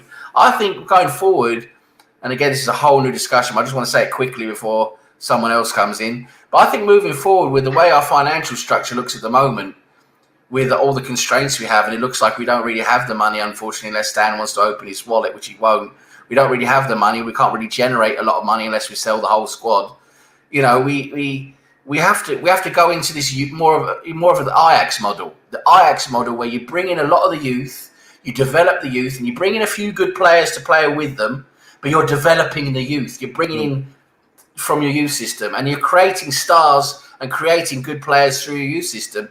And you'll get 2 or 3 or 4 or 5 good seasons out of them, and maybe even get to a Champions League semi-final or actually challenge the league when the players are at their best. And then you have to see what happens from there. But I think that's the way we've got to look at it going forward. We've got to develop an Ajax model. I just want to ask you a question. You mentioned that Aziz because you seem to know more about some of our younger players. What can you tell me about? There's another player. I think you spell his name Cirjan. Cirjan, yeah. He's also a very, very talented midfield player. He plays in the middle, but you can also play on the wing. but he's got speed. He's got technique. He's not quite as powerful. I think he needs to develop a bit more. Work a bit more, getting a bit more beefy. But he's definitely good enough technically, definitely, and he's training with the first team as well, like Aziz and a few of the others. And Aziz is definitely ready to come in. I'd love to see Aziz step in. I think we're going to see him probably the next one. Do you think the next? Yes, one? I think Aziz is going to come through. I think he's going to get some chances. The future is bright, but we have to manage the future. We have to do. Well, the we right have this. thing We have an amazing talent, Patino. If he I think he's about 1 or 2 seasons away, but he's an amazing talent. He's a deep lying midfielder, and he looks a lot like a Pep Guardiola in the way he plays. Really, really, really good. I mean, he's just blowing everyone away at the moment. He's playing for the under-23s, 16 years old. Let me get Gary back in here. Gary, and bring it back to the game a little bit with Saka. As Jonathan said here, we're already criticizing Saka. I agree we should try the younger players, but I don't trust the fan base. This is just something we're going to get with social media. It's not right. The fan base need to trust, but they need to be shown something to trust as well, Gary. Yeah, I mean, I don't know. Do you guys think I was criticizing Saka? No, not at all. I think I want him to score, and if that's criticizing him, then I mean, I was just wondering what. Oh, okay, no, I didn't know. In general, the fan base. Yeah, I mean, I know. Like I said, these kids in our team are way ahead of schedule, too far ahead of schedule. And I've said this time and time again, our age dynamic is so bad that we have players that are less than 21 and less that are playing significant minutes. I go back and I look at Bayern Munich years ago when Muller was 21 playing for them. And you're like, all right, and he's their star, one of their stars, right? But whatever, 8-10 years ago, he was that 21-year-old kind of coming in, filling in, coming in, giving them breaks. And now he's the star. We're so far away from that because we have, Emile Smith-Rowe and Saka have to play, or else we don't get anything out of a game. So they're too far ahead of schedule for us. Huh? You worried about burnout? Definitely burnout. They're not ready to. They can't do a Premier League schedule all by itself right now. Much less all the cup games and the European games. No way. We definitely need to augment our squad so we can help those younger players, Gary. Yeah, no. They're gonna want to. They're gonna want to leave. Why would they stay? They're gonna get burnt out, and they're worth a lot of money. So why would they want to stay if they're not gonna? The support system around them isn't good enough.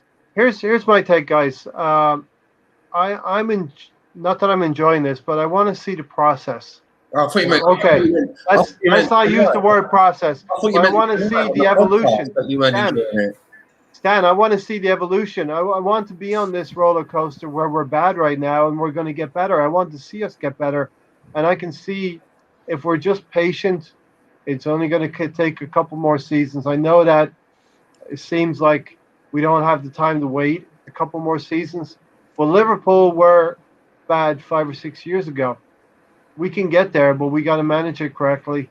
Yeah. We got to believe Arteta. Maybe he's not the right person. Maybe he is. We'll see. But Liverpool got Klopp. They got Klopp. They got Klopp to do their improvements. We can't compare ourselves to. We can't compare ourselves to that. I mean, come on. All right. I mean, if you just think about it, all the teams ahead of us, they all have better managers than us. Yeah, they all have it. Even a lot of them below us have better managers, and Arteta might be there, but you look at them in their first 18 months on the job, they weren't doing this. So we're asking too much of him, and there's a reason why managers don't start out at big clubs like this. We're just talking about burnout. We're just talking about burnout for our youngsters. Arteta's going to be burnt out. But you know what? He's been a manager for 4 or 5 years at Arsenal. He can probably handle another team somewhere else for a lot of money, less stress, right? All right. This is I think Sam said it. This is like a stepping stone for him to the next big job if it doesn't work out. I also think that he cares about what happens at Arsenal as well. And listen, I'm saying that also thinking that 3-0 scoreline against Liverpool reminded me of the Manchester City game that he presided over us losing 3-0 under Freddie Ljungberg a few years ago. There's some similarities there. Let me ask you this question though, Gary. Would you prefer a poor squad with a good manager, or would you prefer a good squad with a poor coach? Which of the two would you prefer? A good squad with a poor coach, or a poor squad with a good manager? Well, I think we want a good coach, because time and time again we look at the table and look at teams ahead of us. There's two. And look at teams ahead of us, and the first thing we say is, do we have a squad that can compete with them? And the answer is always yes. But why don't we? Is it because of the manager, coaching? We say that time and time again. So we've got Golden Boot winner on our team. 20 goals a year scorer on our team. 2 seasons ago. Right? What do you mean last season, right? You got 2 seasons. What did he do last season? Did he do it last season? Last season, he was 1 goal from Golden Boot. Yeah, I think it was just a couple of goals behind or something like that. But it was 2 seasons ago. He shared it with Salah, didn't he? And Mane. 29-year-old. So it's not like we don't. I mean, we talk about it all the time. We definitely have players that compete. We just don't have a manager that can get the best out of them, and that's what you want. You want a manager that can see the whole picture. Arteta can't see the whole picture. He doesn't even know what the picture is right now. All right, so there's no way. Which are you picking? Poor squad combined with a good manager, or a good squad combined with a poor coach? I want a good manager. Neither of them. It's not. If you're going to give me those two choices, I want a good coach because he's going to get the best out of the players. All right. That's what I think. I don't think. With a poor squad, you want a good coach. No, you gave me two choices. You can't just. They come combined. I want a better coach. I want a better coach. Hold on. Yeah. I'll type it out for you. Poor squad with a good manager. You gave me two choices. I'm going to take the one with the better coach. I'm going to go to Stan. Why don't you like my answer? You know why? You didn't give me an answer. I did. I said I want the good manager with the poor players. All right, hold on. Give Ray the answer. He changes the question. You don't like my answer. I gave you the answer right away. Come on. You give me. It has to be a couple. You have to couple the answer. What are you talking about? I coupled it. You said. There, look. There. There's your options. I just said the first one. Okay, so you want a good manager with a poor squad. Yeah, because he's going to get the most out of him. Okay. And when you say poor squad, what do you mean? What we have. Yeah, exactly. So if you have a better manager, he's going to get more out of them than what we're getting. Or do you want better players with a poor coach? We keep saying we got that too. That's what we have right now. So option one is us. No, sorry. Option one is like poor squad with a good manager. We're poor squad with a poor manager. And option two is Chelsea with Lampard, right? You've got a good squad with a crap manager. Yeah. I was going to say, I've seen it so many times at Chelsea where they've had good squads, but for whatever reason, they've elected to get rid of that coach, right? Because the players were the ones that deemed to be not good enough. They didn't get rid of the players. Players win matches. Yeah. I mean, you put a lot of money into those players, and if you can't get the right person to get the most out of them, then something's wrong, right? I'd rather have a good squad with a poor coach. You just signed Aubameyang for $300,000 a week, and you can't play him. If you're the owner, if you're the director of football, and somebody says, "All right, I need £300,000 a week for this player," but guess what? 2-3 months later, I can't play him. Wow. What does that say? How is he going to get more money out of the team now? He just wasted 18 mil, I think, at the end of the day per year. A lot of that money. I understand he doesn't right over to Aubameyang. Yeah, I understand he doesn't fit into the structure, but damn it, you just spend all that money. It's like we spend all this money on a center back and we send him away. I mean, we're just wasting money, and then we're talking about we don't have money for the good players. Yeah. Well, you just spent a lot. If they created a system where Aubameyang could thrive, even if that's not what you want, maybe you sell him next year because guess what? He is scoring 15 plus goals in the season, but he doesn't fit your model. right? Is You he- can't sell is- him now because he And then looks. you get a section of the fans will turn around and say, the Cronkies don't spend any money. Yeah, no, better mean- owners, as Natish said. Gary, are we getting what we need out of Aubameyang when we have our best side out? He does not because he doesn't fit. He doesn't fit the tactics. He fits with Saka, Odegaard, and Emile No, Smith he Rowe. doesn't because he doesn't does. work for. He doesn't work for them. The first game when he came in and we had those youngsters, how many balls was he late on? There was so many crosses coming. He was so late on all of them because he just can't keep up with that. We're talking about They need a Aubameyang, better- right? Exactly. Okay. I thought he scored against Leeds. Didn't he get a No, hat trick you against give me Leeds? one goal. I'm telling you, he doesn't fit the structure. That's a big difference. The Yeah, he might have structure scored some goals, but he's not the striker that fits the model that we have right now, the No, formation yeah, that of we have course, right now. Of course, but he is Why our would best you- striker. So you just changed the structure on him. He doesn't fit now. The structure is 4-2-3-1, right? No, he doesn't fit. Whatever they were asking him to do, he can't do it.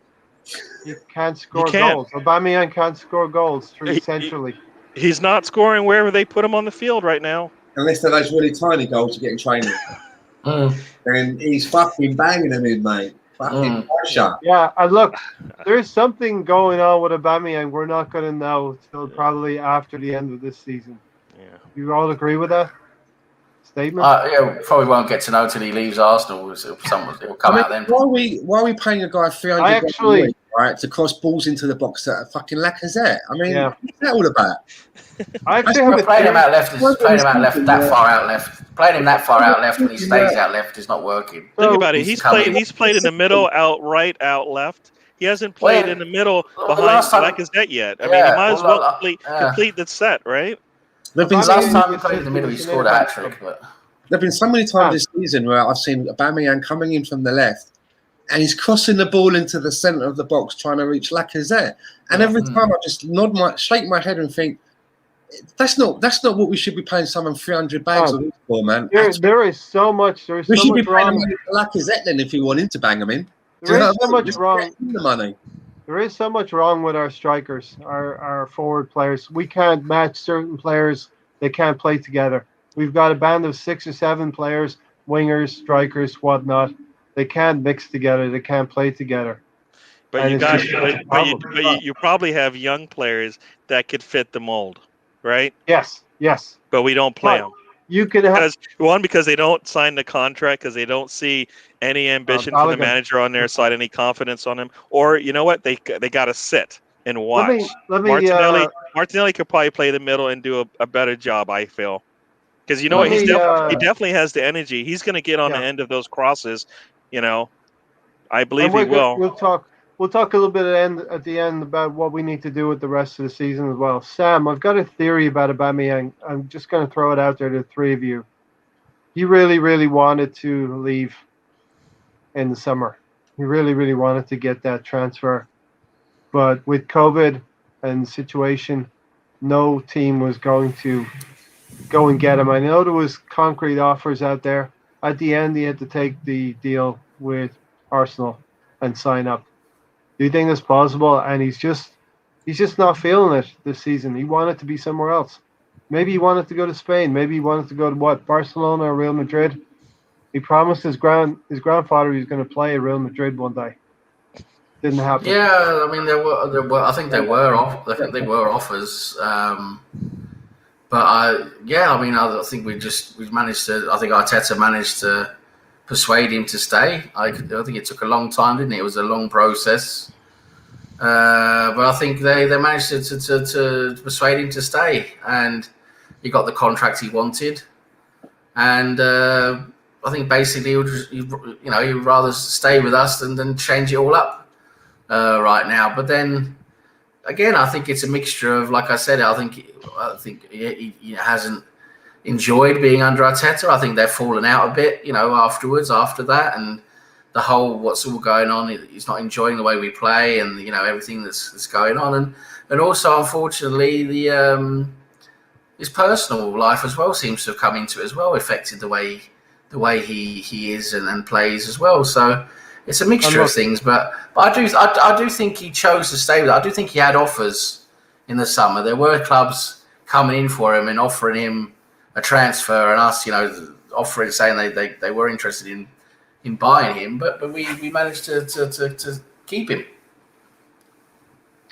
Yeah, Stan, do you think there's anything to that? He was pining for a move, didn't materialize for him because of the situation globally. I felt We have a player now that's pouting a little bit. I kind of felt like that at the time, that it was kind of like, oh, well, everything's all fucked up now, so I might as well I'll stay here then, you know. But he took the deal, and you got to you got to do your bit for it. But it's, I mean, I was one of those that I remember having a conversation with Rohan when we were offering him a contract, and I was saying, you know, I was playing devil's advocate and trying to say, are there other alternatives? Is there other things that we could do? But you know, sometimes, I mean, it just reminds me a little bit of Fernando Torres, you know, the one that was at Liverpool, the one that was at Chelsea. Players can change. Things can happen. And I'm at the stage where whatever's going on for me, this isn't about just going through a bad run of form. I think there's more to it than that, which means that it's going to be more difficult to fix that problem. Because if there's a bad run of form, you can try and play the player through it, right? Because as they say, you know, class doesn't leave you. You've got the skills, you're born with the skills, you've got the skills. But I don't know how we get ourselves into this situation again. It just seems that we give these players, you know, they play themselves into a position where they're going to earn themselves the money, and you think, okay, you've justified that. Here you go, and then they just switch the tap off. That's what it feels like. Stan, is there a personality issue between him and Arteta that seems to be growing? He wasn't picked today. I would have thought that if Aubameyang was really unhappy of playing on the left and having to do stuff like tracking back, when he sat down to negotiate his contract, isn't that the time when that conversation happens where you say, well, how am I going to be deployed? So he's either been lied to by Mikel Arteta, who gave him assurances that really haven't happened, or you have to say that perhaps it wasn't an issue for Aubameyang. That's never been an issue for him. So what is the problem then? You know, what is the actual problem? And he got shown up at the weekend by Trent Alexander-Arnold, especially for that first goal. Came on today, made a difference for us. Right? I mean, when I'll go to Tony. When we did all those changes, Tony, you brought on Pepe, Aubameyang. Who else came on? Martinelli. We looked immediately the team that we should have started the game with.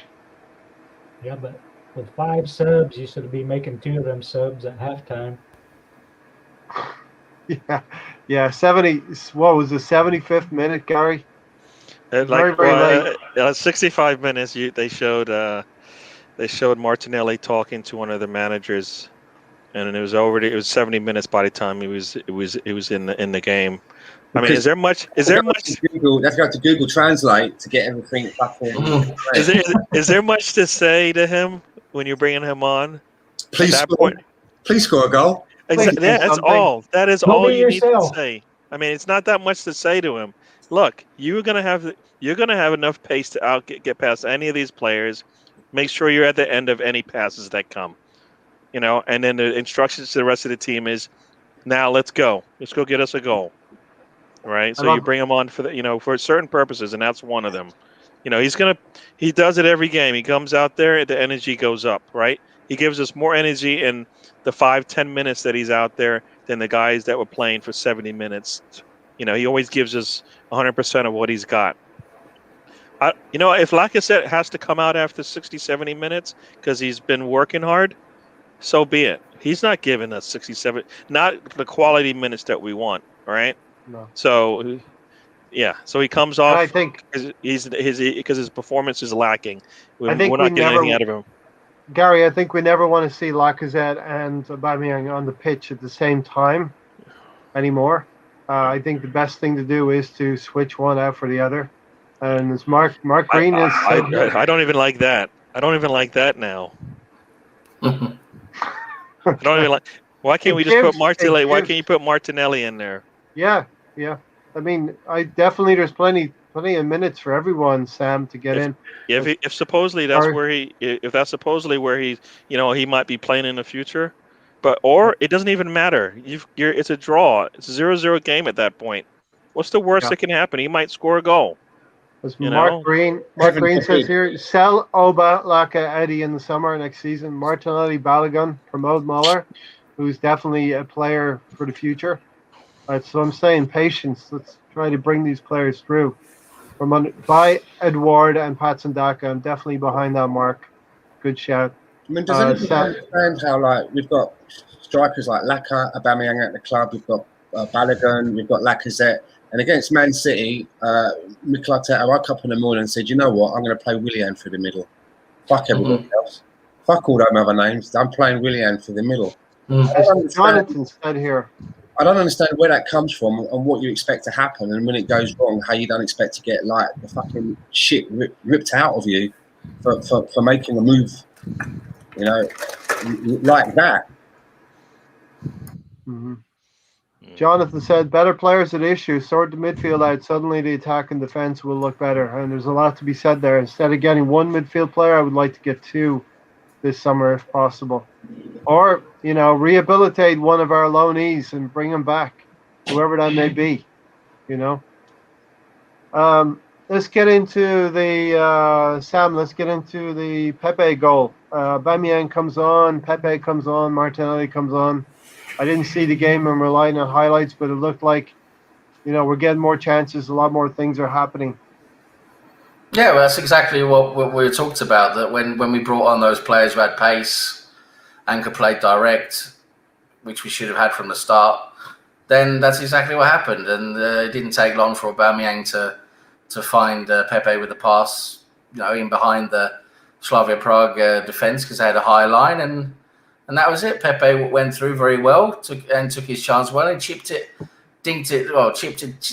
it, lovely past the goalkeeper, and that was a very nice finish. And for once, Pepe looked pretty good and hit the target well.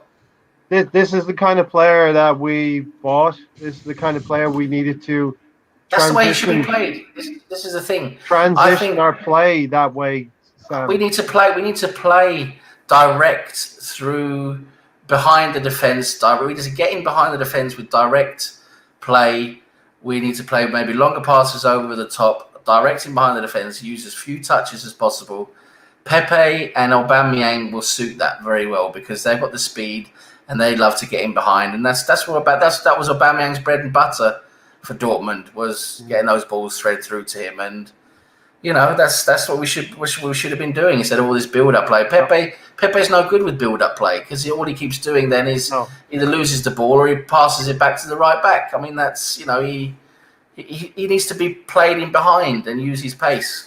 Gary and Tony, when I saw that goal, it reminded me of the watch-along that you guys did, Sheffield United at home, where that's probably one of the biggest highlights for Arsenal this season was the forward line coming alive for like 5 minutes and winning against, funnily enough, Sheffield United, who we're going to face on Sunday. Did that remind you, the Pepe goal, Gary, remind you of that? For me, it's been so long. I forgot I always bring it up, but it's been so long. I forgot that's not going to happen, right? 5 minutes of activity. Yeah. I mean, when we were watching it, I was saying to Tony, well, all right, take those 5 minutes and play them over and over again, because that's the way you want to play, right? It should be easy. Look, we want to play like this, so what do we have to do to get ourselves in that situation over and over and over again, when we have the opportunities, and we just don't do that, right? Now we got the players having Odegaard in the middle. We should be able to do that for 90 minutes, but for whatever reason, we only do it for 5 minutes. It's like it's like the instructions at the beginning of the game are, let's just sit back and wait. Wait for what? At some point, like I said, at some point we got to take advantage of our players' skill sets.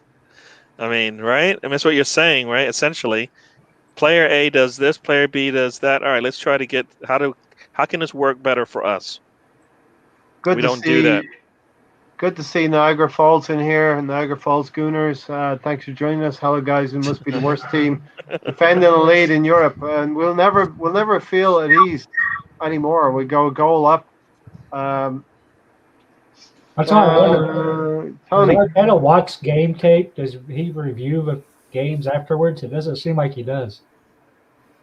He's just all concerned about practice. So how are we feeling, Tony, when we went a goal up against 86 minutes? We're thinking about closing out the game now, right? You know, all the tweets where the Pepe scored the winner. I was still nervous because you never know when we're going to let off. They're always at 5 minutes. We just totally give up and don't think, and that's what happened. As Gary would say, we can never have nice things, Gary. You got that one goal lead, you're driving, and you're feeling pretty happy. At least it's a 1-goal lead we're taking back to Prague. And it's your birthday. Your birthday gift's been delivered with a bow tie. And once again, we need to have all the players playing through every play. All right, cross is coming up. Everybody has a man if that's how we're playing, or a location. All right, Cedric lets his man get by him, and that's what you get punished by it, right? Yep. That can't happen. You've been working so hard for this. You finally get a lead, and then you fall asleep for just a second, and boom, the guy gets by you, and voila, So this is once again where the leadership comes into play. I mean, yeah, leadership on the field. Yeah, Sam, sorry, Gary, go ahead. That's basically it. I mean, yeah. You're just pissed off with the result, right? Not pissed off at me cutting you off, right? No. I'm upset with the way that ended. I mean, is the team upset about it? Did Arteta say? I mean, I wonder did anybody hear his post game interview?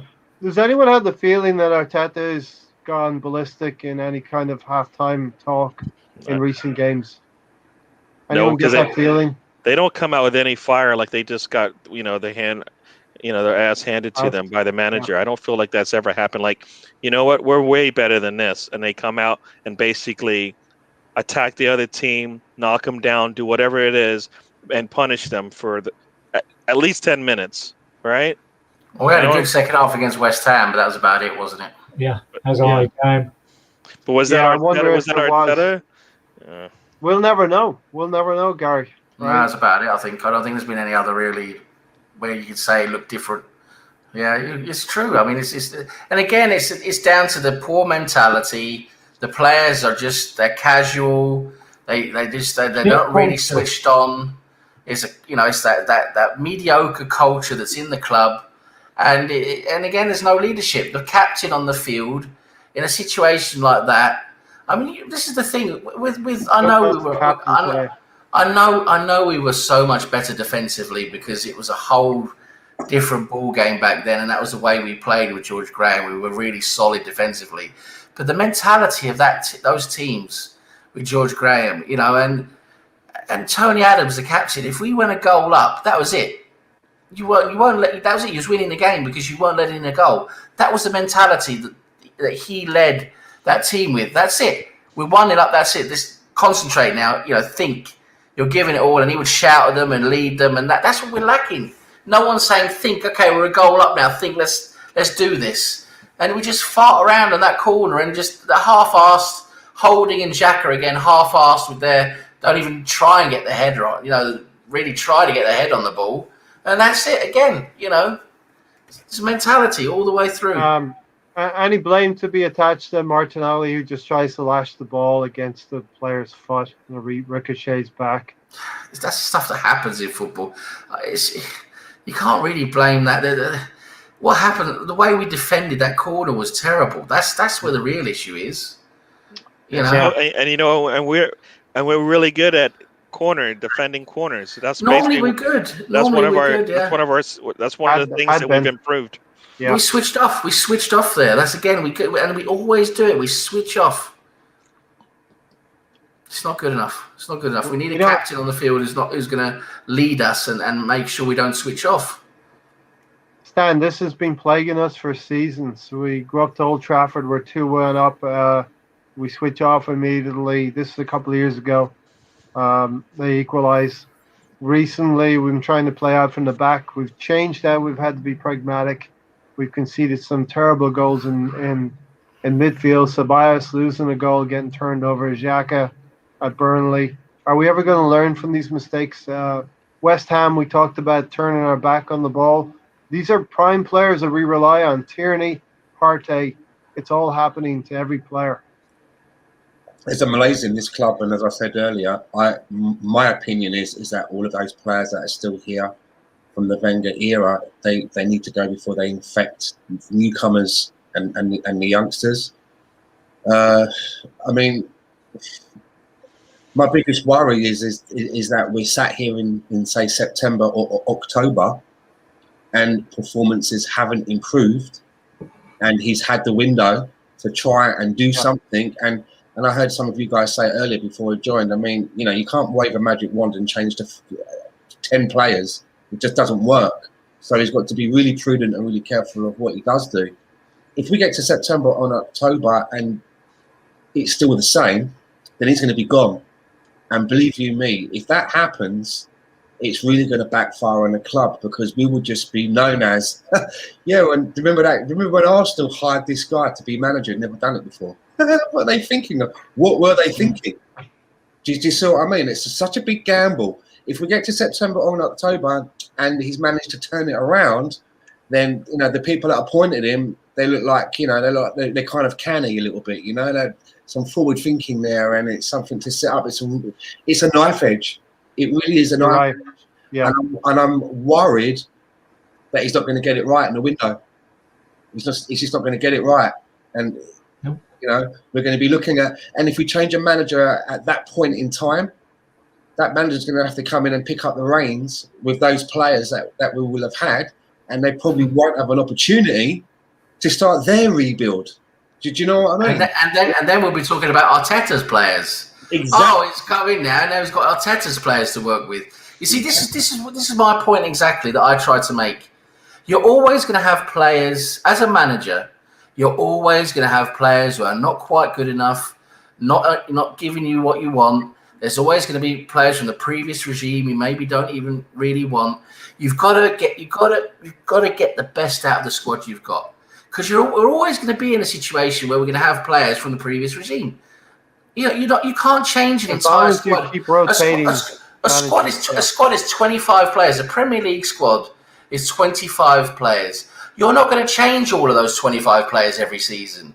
It's not going to happen, or every 2 seasons. And that's So when a new manager comes in, he's always going to have a lot of players to work with that maybe he doesn't really want to work with, but he has to. So that is where a good manager comes in and says, right, this is what we're going to do. We're going to play this way and instill a culture, instill a mentality, and get them playing. That's what it's all about. Yeah, and what Niagara Falls Gunnar says here, he tries to give too much information that should be given at London Colney. When you get to the stadium, go play.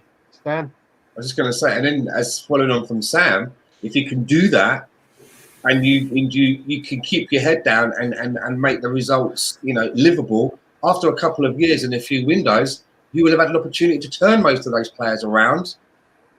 And then you're working with a team that's carved in your own image. And if, as I say earlier, if it gets it wrong in this window, and we're sat here on this podcast and say September, October, and, you know, he's about to get fired, the next guy coming in, he's buggered, mate, because he's going to have to work with what he's got. And there will probably be, you know, if the fans aren't coming back into the stadium, probably even less funds, because I've got a feeling that this summer, again, we won't go cap in hand. They're going to work a way out for Mikel Arteta to get at least maybe 3 signings that he really needs. You know, I just don't see us going cap in hand. I'm not sure about that. No, this summer, Stan, we have to sell for cash. Yeah, there's going to be that going on. But, you know, we've got more chance of maybe getting a deal for Martin Odegaard if we win a European competition and if we're not. Yeah. And I just think that's the reality of it. No matter how much Odegaard loves our kit and feels settled in, if we're not in a European competition and other teams come knocking, and they can give him European competition and the kind of money that he's used to, what does he owe us? He's only been here for 6 months. And you see, tonight was the night that I was saying this is the night Arsenal has to stand up and start playing. We're in the quarterfinals of the major competition for our targets this season. Our last avenue to get into the Holy Grail or the Champions League. I can't say with any certainty we're going to get past the semi-finals. I think we'll get past Prague, and we'll talk about that a little bit. Tony, why was Hector Bellerin captain today? Because he's head son of Arteta. No, but seriously, why would Arteta pick Hector Bellerin, who hasn't played in 5 or 6 games? Again, Arteta wasn't doing what? Again, it's another baffling decision you can't explain. Yeah. He either draws straws or rolls dice to figure out who's captain, who's playing. There's just no reasoning behind it, at least that I can think of or see.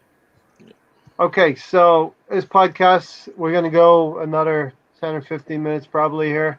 This podcast has the title of Home Truths. So, Gary, let's bring the home truths about Arteta and Arsenal. I just wanted to follow up on some of the conversation before.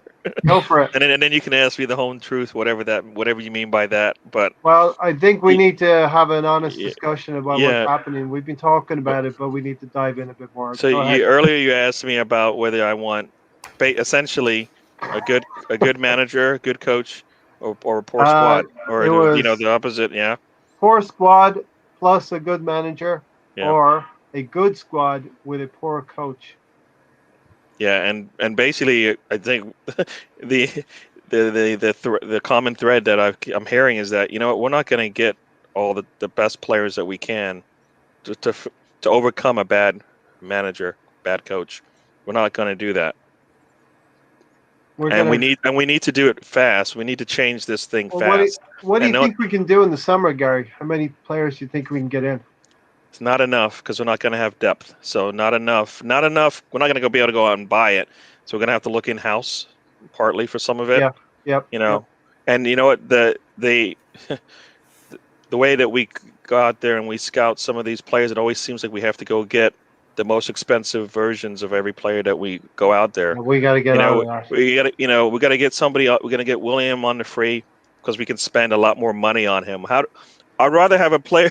I'd rather try and take that money and spend it on a player that I know is long term for Arsenal, right? If you look at the total dollars that are being spent, why not put that into a player who's younger, maybe coming from the Championship, that's going to be around longer because you've got a young manager, right? We all thought it was a good, he's going to bring experience to the team, and it didn't work out. But wow, that's just money kind of wasted there because we're not going to get anything out of him, right? And we're not going to get what we wanted, Aubameyang. No, that's why I feel like I'd rather have. At this point, we would have been better off getting a manager with experience, and if not, then they need to back him up, and they're not doing that either, right? They're not backing him up with the players or the structure around him to get the best out of him, right? You see that all the time. All right, well, you know what? Our goalie is not so good, so we're going to kind of maybe do some things in front of him to make things better for him so he doesn't get as many shots on goal, all right? Until he's ready to take on that reign and be better at it, right? We're not supporting Arteta. If you're not going to support him, you might as well bring in somebody better, right? They don't want to spend the money.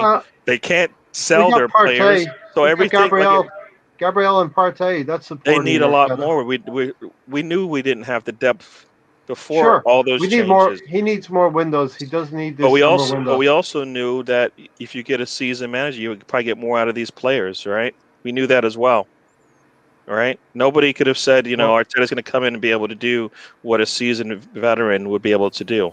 We all knew that. So my thought with that is, all right, if you're going to bring him in, then you're going to back him up, right? We all said about the support in the windows, but he needs support all over the place, not just in a window. That's just part of it, right? I mean, if you're going to bringing in Partey after the season started, nah. Not for somebody that was so crucial to at least what we see the way he wants to play. That guy needs to be in there sooner than later, right? Yeah. right? He shouldn't be And- playing. He shouldn't be playing any games for another team at that point. If that at some point the transfer, you got to get the players sooner than you can't get players late in the transfer window. We don't have the time when we don't have a manager that's going to get the best out of them, bringing them in late, right? Yeah. I mean, look at Chelsea brought in a lot of their players early, and it still didn't work for them. There's a lot to bite off there, Gary. First of all, anytime there's a championships going on in the summertime, we always want Arsenal to go out and get their business done early. Partey was available. Partey was available at the beginning of the transfer window. I agree with you. So that's. This summer we need to be astute in our business. Stan, as Gary mentioned there, we need to maybe go down into the championship, get some unknown players and groom them. Robertson from Liverpool, he was an unknown quantity. Yeah, why not? I mean, we should send our scouts out and see what they can find. Oh, wait a minute, we ain't got none. So, the robots, send the drones out. Yeah, the drones. We have the drones, Sam. Send the drones out. Yeah, we could maybe do that. But I mean, when we appointed Mikel Arteta, and I did the same thing when Emery joined, I looked at the day and I thought, okay, what's a good amount of time where I should be able to give the manager and then sit down and say, right, I think he's good, or I think he's shit, he's got to go in the bin. And where we are now, I said it's going to be September, October of this year. From when the day he joined, Mikel Arteta as manager, I looked forward and said, what's a good length of time, including windows, to give them enough time to turn the squad over enough before you should be able to see a team in the shape of the manager. And my own timeline is for around September, October. So that's another 6 months. I've got another 6 months to go. Yeah. And where I am today, I'm kind of thinking to myself, wow, that seems quite a long time away. So patience things for me that need to improve quickly, because I lost patience with Emery before the allotted time that I gave him by a few months. I got to a stage where I'm like, I've hung on to this cliff edge for too long now. And I was one of the last. A lot of people are going, he's got to go. And I was really trying to stick to my timeline to judge him. But the performances just become it was untenable for him. Yeah, I remember for me, it was Sheffield United away from home. Stan. I'm kind of worried that I'm not going to get to the end of my timeline with Arteta, which is September, October, when I'm going to sit down and pass judgment, because I'm really worried about what I'm seeing. I'm really worried about his management skills. When he joined, I was 50-50. That's where I was. He wasn't my choice. But I was like, okay, they're going to appoint this guy. I'm kind of 50-50 on it. But I will back him because he's the manager and I hope it works out for him. I would say this moment in time, I'm kind of like 60-40 against. He's dropped a little bit. I'm kind of 60-40 against, so you're 44-60 against. Yeah, he's dropped a little bit. When I was 50-50, he's dropped. He's used up that credit in the bank from the FA Cup with a lot of supporters, and I just feel like this season's been a wasted season because, as I said earlier, Tony, he could have opened up the whole pitch. He could have put Saliba in there, young players. Arsenal fans, I think we all would have forgiven him if we'd have lost. We could have lost 12 games just playing the kids. You know what I mean? We've lost 12 games now playing experienced players. They're not going to be with him in 2 years from now if he's still at the club. So I think it's just a hugely wasted opportunity. And Niagara Falls Gunnar says, let's be honest, does he know his best 11? I don't think so. Tony? No, he doesn't know his best 11. He doesn't know his backups and rotations. He should know all that by now. But going back to everything, he's just too damn stubborn to change his mind, to play with youth. He's just set in his ways. Like he wants to play this 4-3-1, and we really don't have the players, or didn't have the players till Odegaard came in to do it. I still don't think we have the right players to do it because we got Xhaka that's slow as hell and wants to go backwards with the ball. That's why we probably should go back to a 3-4-3. It works. We got the players for it. But for whatever reason, he's set in his ways. Yeah. He knows what 3-4-3 would have been perfect in hindsight to go with the Liverpool game, 3-4-3, knowing the injuries we had at the time. Sam, let's all of us just round out this game and then look ahead. What's your takeaway from this game, Sam? My takeaway is we scored a skillful goal. We got a goal up through our skill, and they got a goal back due to their team discipline and getting what they needed from us. And we don't have that team discipline or mentality. We didn't hold on to our lead, and that's crucial. That's more of the same today. That's what I saw. More of the same. Not really anything different today. We're not learning. We're not learning from our mistakes, Sam. There's no progress. None. It's actually regressing. We're going down with this decline. That's what it is. And just more of the same. And weak mentality, poor leadership. We got a goal. But again, you get a goal. You got to hold on to it, especially with just a few minutes to go. That's the most. Once again, we couldn't do it. And again, it's our mentality, our attitude mentality. It's just not good enough. That is the most dangerous time, Gary. When you've scored a goal, you've gone up 1-0, you've got that elation. That's when you're most likely to concede. Well, I mean, it was a number of minutes after that. I can understand. Yeah, 5 minutes period, right? But I mean, and it's not like we didn't have time to set up for that. Right, it was a cross. It didn't happen really. It wasn't a fast cross or anything like that. So you have enough time to set up the squad, to make sure that everybody's in line and knows who's going to pick up who, and finish this thing off. I mean, those are the attention to details that you need to have for 90 minutes in a game, is to make sure you don't get beat on a cross. I mean, and we slipped up. Yeah. Now. It's 90 minutes. We've been saying it's 90 minutes, and we've been saying that all season. We got to be able to play out 90 minutes, and we're not able to do that. Mentally, we slip up all the time, and we can script it every time. All right, when that ball went out of bounds for the corner, it's like, oh crap, right?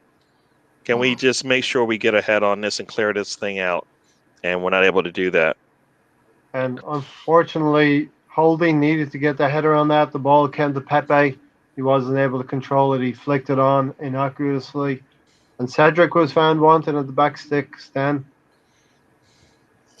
Yeah, man. I mean, we gave this guy a 4-year contract, right? I told us that he was going to be able to play right back or left back. And I wanted him to play left back today. And a lot of people saying they wanted Saka to play there. But I'm like, well, they told us why we bought this guy. Let's see it. He's supposed to be able to cover up both fullback positions. That's why we give him a 4-year contract. Let's see it. And he could have booted the ball away, right? He was a little bit at fault there, but he doesn't. For me, when it comes to Cedric, he's still a player that, for me personally, I've not seen enough of him. I didn't follow him when he was at Southampton, and I've seen him have some good games for us. But I don't think I've seen enough of a snapshot yet for me to sort of like say, well, yeah, I can see why we've given this guy the 4 years. So, I don't know. Oh, is the words of Lex Luger? I don't know. Sorry, that's a don't know. Tony likes that. Tony knows. Tony's a man who knows his mind. So, Tony, your final thoughts on this game, and then we'll preview the return leg on Thursday. It just goes all the way back to the culture. The culture at the club isn't right. I don't think getting out with players that's been there for a while is going to help either. It's just a contagion that's spread through. You'd have to get a manager and a football director to get the shit out of a club. I don't see Arteta doing it. He wants to punish the young players for stuff they do off the pitch and not punish the senior players for stuff they do on the pitch. Just culture's wrong. We didn't see any tenacity, any passing from the players. It's getting worse and worse from match to match. We got our ass kicked from Liverpool 3-0. Teams should be hungry and come out to prove they have something. Yeah, that's very disappointing. We didn't come out with any desire, any passion, professionalism, direction, no quickness in our play. That's what I was getting from the Twitter feed that I was watching. No impetus and no fight. And AD said, "Will any of you be disappointed if the club sacked him tomorrow?" Nope. I would, because as I said, it would be a missed chance. You didn't play Saliba, despite yourself. You didn't play players who the club have brought to be coached, and you needed to coach him. You didn't bring him in. You didn't take the chance that this season offered you. The goodwill that the fans would have had if you played a lot of the young players, mix them up with a Partey, Gabriel, a Tierney. We could have had a hell of a team out there if we just opened things up and not been so cautious. So Um, you would be disappointed. I'd be disappointed to sack him tomorrow because I would see that he's missed opportunities to be He's better. shaking his head, Ray. But then you want to keep him, but he's missing opportunities. Why you want to keep him? Do you know? Because I'm giving him, like Stan has said, I would actually give him till November. I'm on record as saying this season we may not go. We're probably not going to win the Europa League. That's plain to me after tonight. We probably won't win the Europa League. Can I just say back to that question? If we had a manager in place who was a seasoned manager, who's, when I say that, I'm not going to name names, but someone. Benitez. I'll give you a Benitez. This isn't his first rodeo. Would I be disappointed for the tenure that he's been in if they would get rid of him now? I would, because I do think that sometimes coming into a football club, it's not a knee-jerk thing. Sometimes it can take time to put things right. And I do believe that you should be able to give a manager time. And as I say, I'm not far off you, Ray. You're looking at November. I'm looking around September, October, right? So we're kind of close on this. So with you, Stan, if he gets off to a bad start, Stan, you're going to be on him. But the difference is that this isn't a manager in the shades of a Brendan Rodgers or an Allegri or a Pochettino. This is a guy that's never done it before. So if the results get so bad where the smell is just stinking up the place too much, and they got rid of him tomorrow, then no, I wouldn't be disappointed, because sometimes when a racehorse falls at the fence, you might be able to keep him in the backyard, but sometimes you've got to put them out of their misery. And maybe it might be a little bit like that with Mikel Arteta. That I have to say that. For all of the way that when he first joined us, I used to love listening to his press conferences. I'm getting a bit bored of it now. And then the last one, especially at the end, it wasn't the lip service that he usually pays. It was, for me, I looked at someone and the way his eyes were all sort of like that really shiny. He reminded me of Emery near the end, basically. And for me, he looked like a guy that was kind of thinking like, maybe this is too big for me. He looked like he was doubting himself. I think when you start doubting yourself, and when we get into this situation now where every podcast over every game is a dissection, and part of this fucking post-mortem, it's not like we've got good games and then we have a bad game and we're like, well, it was a bad day at the office, but we're getting this serious run of bad games. And every fucking podcast now, we're really asking some really fucking, to the bone questions about this manager. Yeah. I've never seen a manager climb out of this. I've never known a manager who's been in this kind of a microscopic view where you hear what they're saying in TalkSport, you see what they're saying on the back pages, you see what's happening here on podcasts all over the place. It's fucking rare for a manager to fucking do a 180 spin and come out smelling of roses. Maybe he can. Maybe he'll rise like the phoenix, but it's fucking rare, man. This is why I titled this podcast Home Truths. We're starting to see some home truths about not only the team but Arteta as well. Now, I want to give him another window. I want to give him an opportunity. I'm really hoping Liverpool. He would look pissed off. He looked pissed off against Liverpool that he's giving some players the benefit of the doubt and they're letting him down. That's what I was taking from the look on his face there. If you're the owner or the management, do you feel like he's going to be able to get much out of the team? Nope. I mean, after that, if like you said, after that Liverpool game, he was disappointed in the way they played, and it's not the first time he's been like that. How many times is he going to come out and say that to where you're like, you know what, maybe you're just not the right person to do that, We'll 6 months I will So know in 6 months now it's going to change. Is that what you're saying? No, I'm saying I will know in 6 months. But what have you seen now that leads you to believe it's going to change? You think bringing in 3 players is going to make a difference? I don't think 3 players is the difference. I think, Gary, if we have no injuries at all, we can put 11 players on the pitch who can win. They can win most games. He's been with these players for 18 months, and now you're telling me he doesn't know what they can do, good or bad, on the pitch. So when we have an injury, now we just don't know what to do anymore because you know what? I don't know my players. He has to know his players by now. Let me tell you. Why Stan covering his ears? Am I saying something? I'm saying stop it. I want to get to September or October. You know what? I always feel like I should be able to see something now that leads me to believe that, like you said, in 6 to 8 months from now, I'm going to be like, okay, I saw it back then, and I knew he was missing all of these. He had all these holes to fill, and he's going to fill them when they come. But I don't. Peace fully, Gary. Okay, 1 second. Okay. I feel without injuries. Ray's the one that asked for the home truths, and now they're coming out. And then he doesn't like him, so then he shuts it down. So then I lose my flow, and then there you go. Gary, let me get my point across, and then you can speak. When we have no injuries, we can put 11 on the field. We are going to go to another transfer window. I believe we're going to get at least 3 players in. When he's added those 3 players, we've got 14 players, which will allow for an injury here and there. Next season, starting September or whenever the season starts, most times Arteta should be able to put out the 11 that he wants. And at that point, I'm going to start judging him. Okay. And what is somebody who doesn't believe what you're saying? What are they going to say? What you're saying right now. Well, how many players has he signed already or re-signed? 15. So you're saying he's going to get 3 or 4 more players, but he'll still be at 14 players. So he's going to right now we can put without injuries we can put 11 on the field that can win most games. Agree or disagree?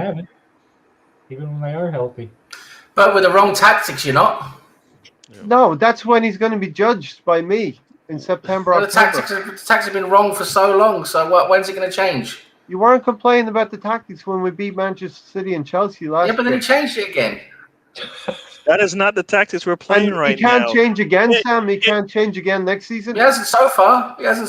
No, but next season's a new season. Maybe he changes. And what about his game management? What about his game management? He can't adapt to other teams changing their tactics. He doesn't do substitutes until the 75th minute. He doesn't put players in their right position. You're looking for. Why is that? Yeah, but that is his inability to do the job. Why is that going to change? No, I'm not looking for perfection. I'm looking for a manager who knows when a player should be substituted. You're looking for perfection. No, there's nothing. Are you kidding me? Are you kidding me? You're telling me Martinelli couldn't give us more than 20 minutes today? Sam wants everything. You want Ray, answer my question. Are you telling me in a 0-0 game you bring Martinelli on for 20 minutes, he can't give you 30, 40 minutes? Correct. I agree with that. You're saying he can't? I think Sam for what I'm looking for, and that's decisiveness. Yep. Decisiveness. Do it. Yeah. Something's not working. Make the fucking change. Let's do it. You can't stop sticking on. Yeah. I mean, I used to get sick of the Wenger. You know, basically, I could set my watch. It used to be 65 minutes, my watch, that I knew the subs would come in around 65. Arteta does it 10 minutes later. And just touching on Martinelli, for me, I think Mikel Arteta could take a good leaf out of Sir Alex Ferguson's book with the way that he eased Cristiano Ronaldo into his Man United side. He was young, he was raw, but everybody on the team, all of the teammates could see that this guy's talent was clear. And we've heard that from all around Arsenal. And even Mikel Arteta has said, he's brilliant in training, he's doing everything I want, but I'm not picking him. One thing, Stan. Hold on, Cristiano Ronaldo, the talent was clear, and he got minutes, and that's what Martinelli needs. Sorry, Ray. No, I'm the host, I'm putting my hand up. I put my hand up like 8 minutes ago. Stan, Alex Ferguson could be fired. The club were patient in keeping him. Ronaldo happens if Ferguson doesn't have the patience from the club. I know it's like 30 years ago, but there's a lot to be said for patience. Yeah, but the dynamics change. There is no time for. There's no patience right now. Why? Why? Right? There isn't. They just let Emery go in less than 2 years. So obviously the team, the same people that made that decision are still around. Don't you Right? think All the way Emery up to had the enough top. time? Don't you think Emery had enough time? If he was showing something, he wouldn't have been let go. And that's the same thing we're at right now. We're not. You're thinking, okay, in 6 months it's going to change, and I'm like, what has in the last 6 months? What have you seen that leads you to believe it's going to change further? No, I always go back to December the. I go. 26th. I always go back to the same thing. Did Arteta plan any of this?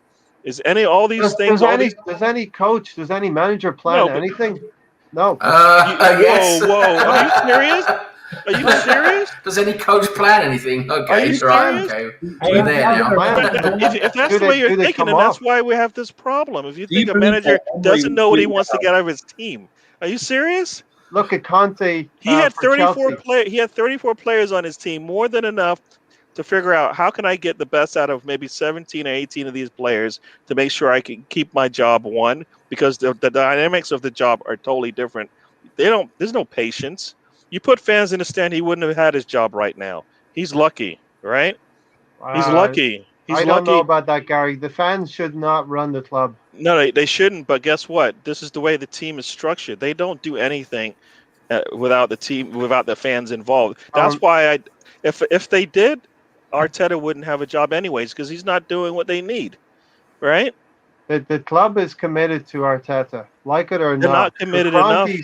They're not committed to Arteta. No, they're not committed enough. He doesn't have what he needs. You all want him sacked tomorrow. It's not going to happen. I want him to either have what he needs to keep his job. No, I want him sacked after the last game of the season. I want to have my fucking word. See, this is what annoys me.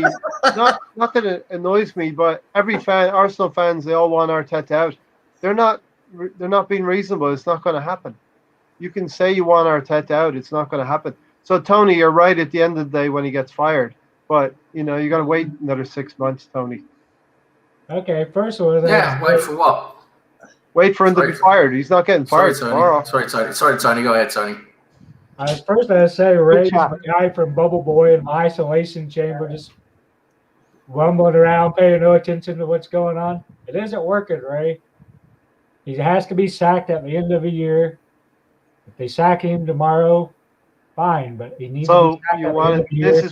This is what Chelsea would do, Tony. This is not what Arsenal will do. But back to Emery. Emery was setting him third in October during the international break. Yes, I agree. I was with you on that one. Up on him and went on hiatus, did their mutiny. He was 8th when he got sacked. We finished. Tony. And that's embarrassing. And now as an Arsenal fan, when you start thinking that the dressing room is going against the manager, I've never seen that in all the years that I've been following Arsenal. I'm sure Sam agrees with me on this one. Is that a good look, Sam? No, it's not a good look. When the fans start sacking managers, but there's the players start sacking managers. It's the fans who pays the players money. Where does the club get its money from? I'm talking about the players. I meant to say the players. It's the fans. Fans pay most of their money. So the fans, of course, the fans have something to say. And when they see it's not working over a period of time, that's it. It's you have to change things because I just don't see where the change is going to come when the guy, when he has fundamental, when you're missing the fundamentals, I mean the basics, that's when you have a problem for me. And for me, Arteta, he is missing the fundamentals. His man management is poor. His game management is poor. This is his first. He's been doing it now for 18 months, but this is his first experience as a manager or a coach in control of what happens in the game. And he can't do it very well. He doesn't react. What happens during the game? There's so much going on. It's like a chess game. It's like a chess match between the managers. The other manager, who is an experienced manager for so many games this season, I've seen them get the better of Arteta. They will do tactical adjustments, and they will get the better of us and the better of Arteta because Arteta, he is not good at adjusting to those adjustments that are made.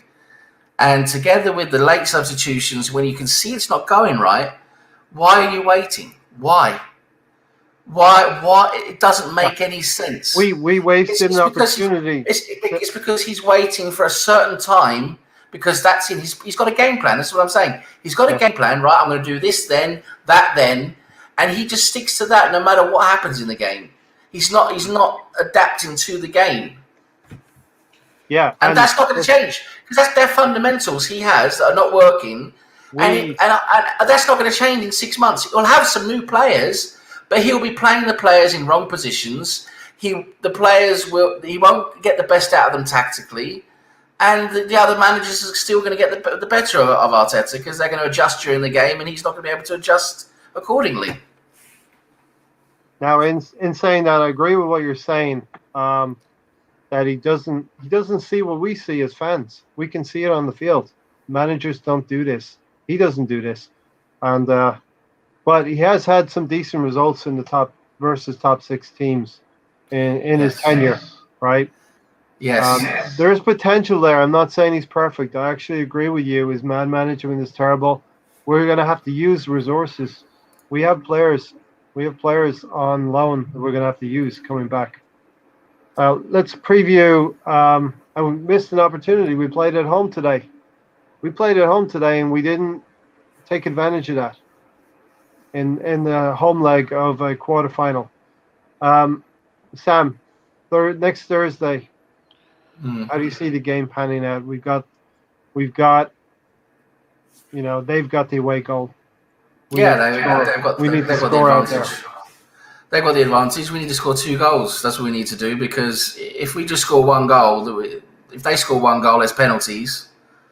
And if they score another goal, they win. So we need to score 2 goals. That's what we need to do. We can't go there and play 0-0. That's not going to be good enough. So we have to score goals. And so we have to be clinical. And Slavia Prague at home, they're a better outfit. They'll have a few more. They might have a few more of their players back as well, who are first team players. They'll be a stronger team, and they play better at home. They give more at home, so it's going to be tough for us. It's going to be really tough. We need to be clinical, and we need to play right tactically. And that's what I'm wondering with Arteta. Can he do it right tactically? He should have seen tonight what worked. So we need to see if he actually does something with that. It should have been crystal clear from Aubameyang. I just think there's some carryover from Liverpool game that he was punishing Aubameyang.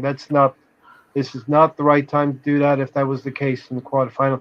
I love the way Tony just rolled in there. Listen, if you're watching this and you don't know about Tony, he had to have a leg amputated over the Christmas holiday period. It was not a good situation for him. Please consider going to the GoFundMe page for Tony and donating. If you cannot donate, please share the message. Let's try to get Tony a prosthetic leg so we can talk about first legs and second legs, Tony, right? You're professional. Come on, you semi. Can I just say, right? We've only raised enough money at the moment for Tony to get a caster on the end of his stump. He's got a big toe. He's got a big toe right now. Maybe that's if you go from the other end, we need to get the whole peg. We need to get the whole peg for Tony. Yeah. Yeah, and Tony's taking everything in stride, and he's he's taking it in good spirits. But it's a really, really serious thing. He's got 2 dogs he needs to chase around, and he's got to get around and start cutting some bushes down and trees, let's say, out there. So Tony, let's see if we can get some money going towards Tony. Please share the link as well. I will leave it in the description later. I'll come back watching this and come back. I don't want to sound cheesy or anything like that, but I do find Tony a little bit inspirational. I mean, look at him sat down there next to me in his box, smiling away, and he's been through a lot this year. Seriously, and he's still got a smile on his face. And he supports Arsenal. And he's still got a smile on his face. I actually find that quite inspirational, to be fair. Yeah. Here. Yeah. Here. Tony, you're still on mute. You're not a professional. You should be playing for Sheffield United. Or Arsenal. for Arsenal. Yeah, as I say earlier, I've seen this first and second leg stuff all night, and it's like, I only got one leg. Mm. Tony, is this set up for us in the sense that we know what we need to do. We need to go on the front foot. Get it? On the front foot. And What about take the game. Blackburn? It's time to bring your puns, everyone. Bring your leg puns. Let's go on the front foot against Slavia Prague, Tony. Yeah, we need to go both feet in. Not one foot. All right, Gary, you better have a good one. Oh no, I think you might have used all of them. Bring your best puns. Like you said, you got to put you. Don't put your foot in it, Gary. We need to pretend we're in a one-legged ass-kicking contest. Give it our all. I don't think I'm good at this. That's what I've been doing to Gary all day today. So, Gary, I'm sorry. You've had a lot of driving, and I've been beating you up a little bit on this podcast. Gary flipped everybody a bird in New Jersey. Yeah. Does that mean I was winning the argument, Gary? I don't think so.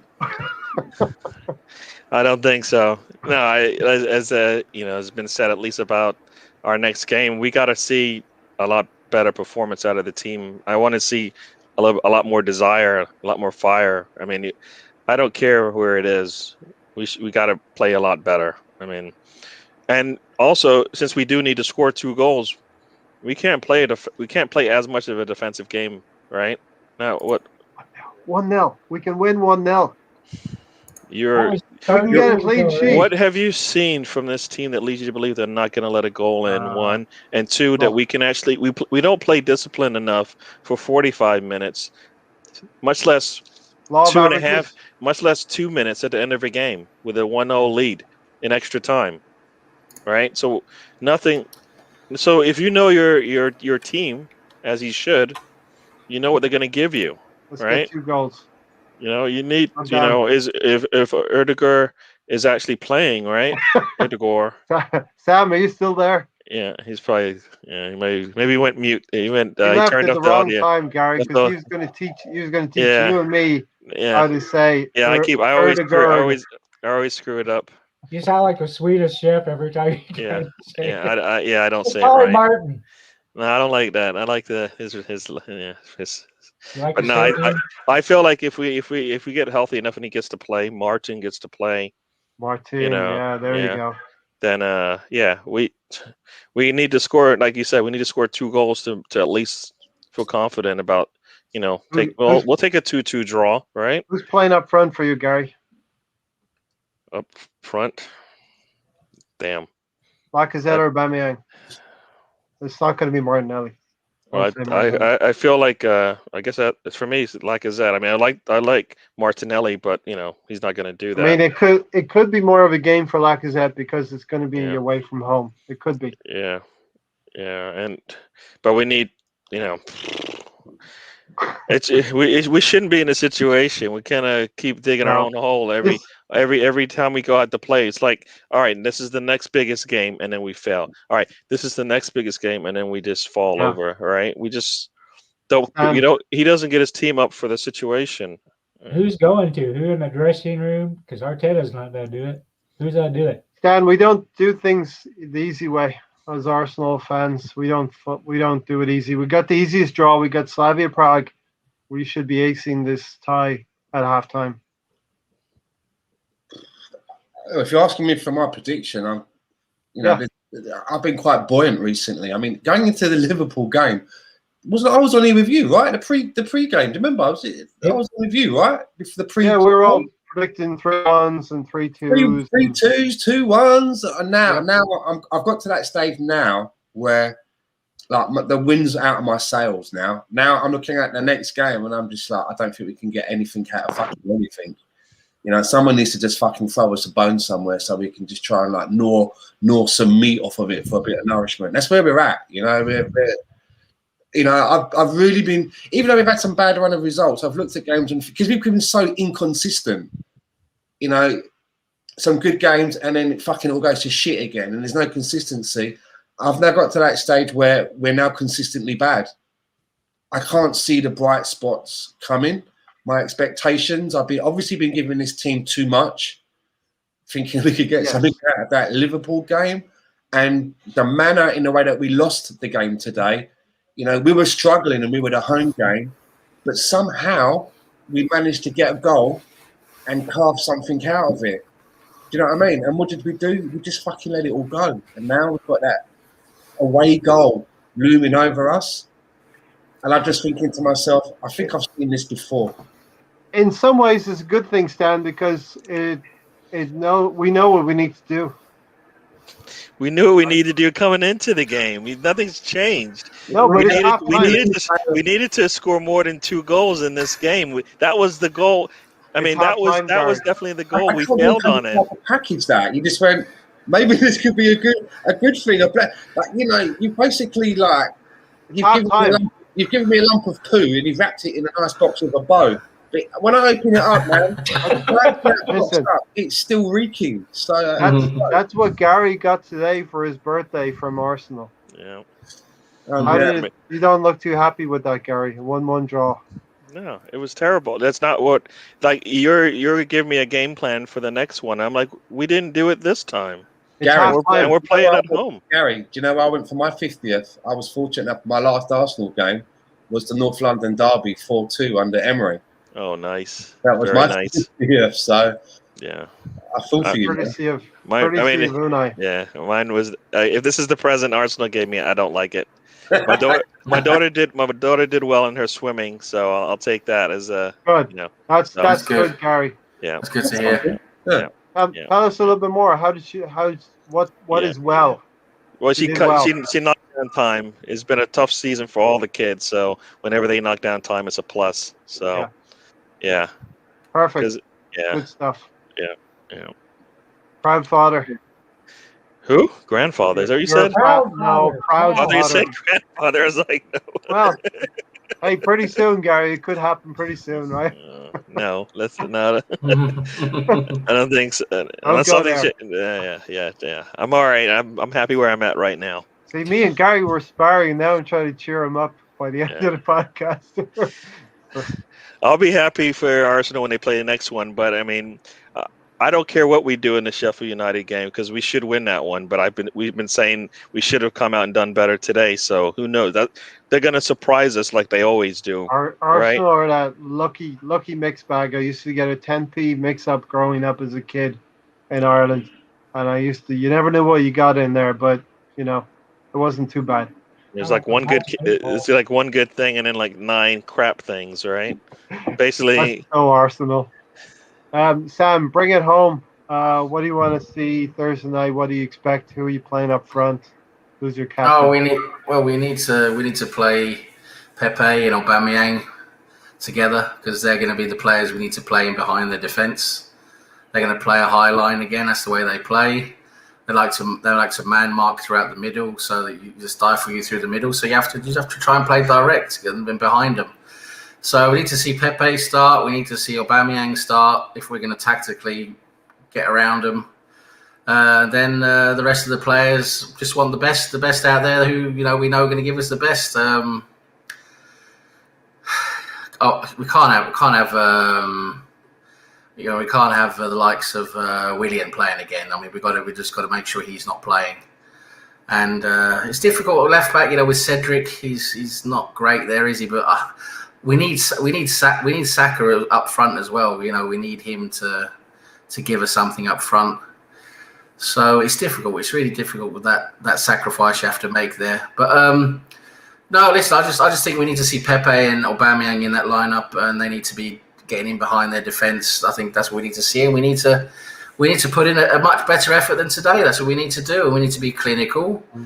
And we need to make sure we're switched on. We can't be switching off. We can't be gifting goals. We're not going to progress if we don't do this. We're not going to progress past this round. We need to score 2 goals. We really do 1-0. I don't think we can do 1-0. We're not good enough.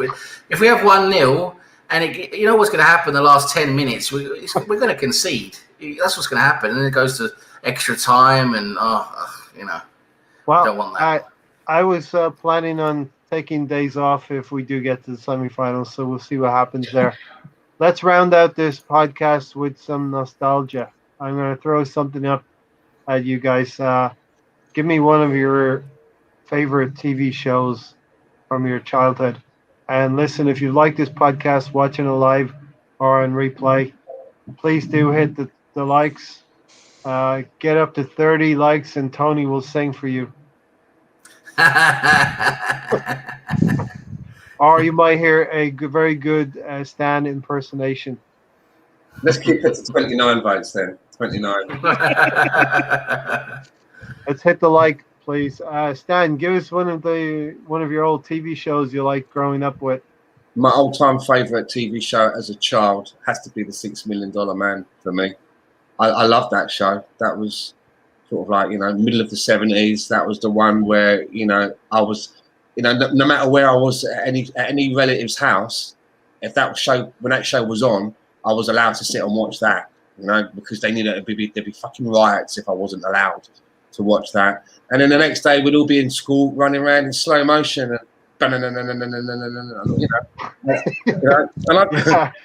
I've got it all on box set. I've got the box set of The $6 Million Man. I love it. And Lee Majors, right? Yeah, Lee Majors. And the Bionic Woman as well. And obviously, there's a classic episode, $6 Million Man versus Bigfoot.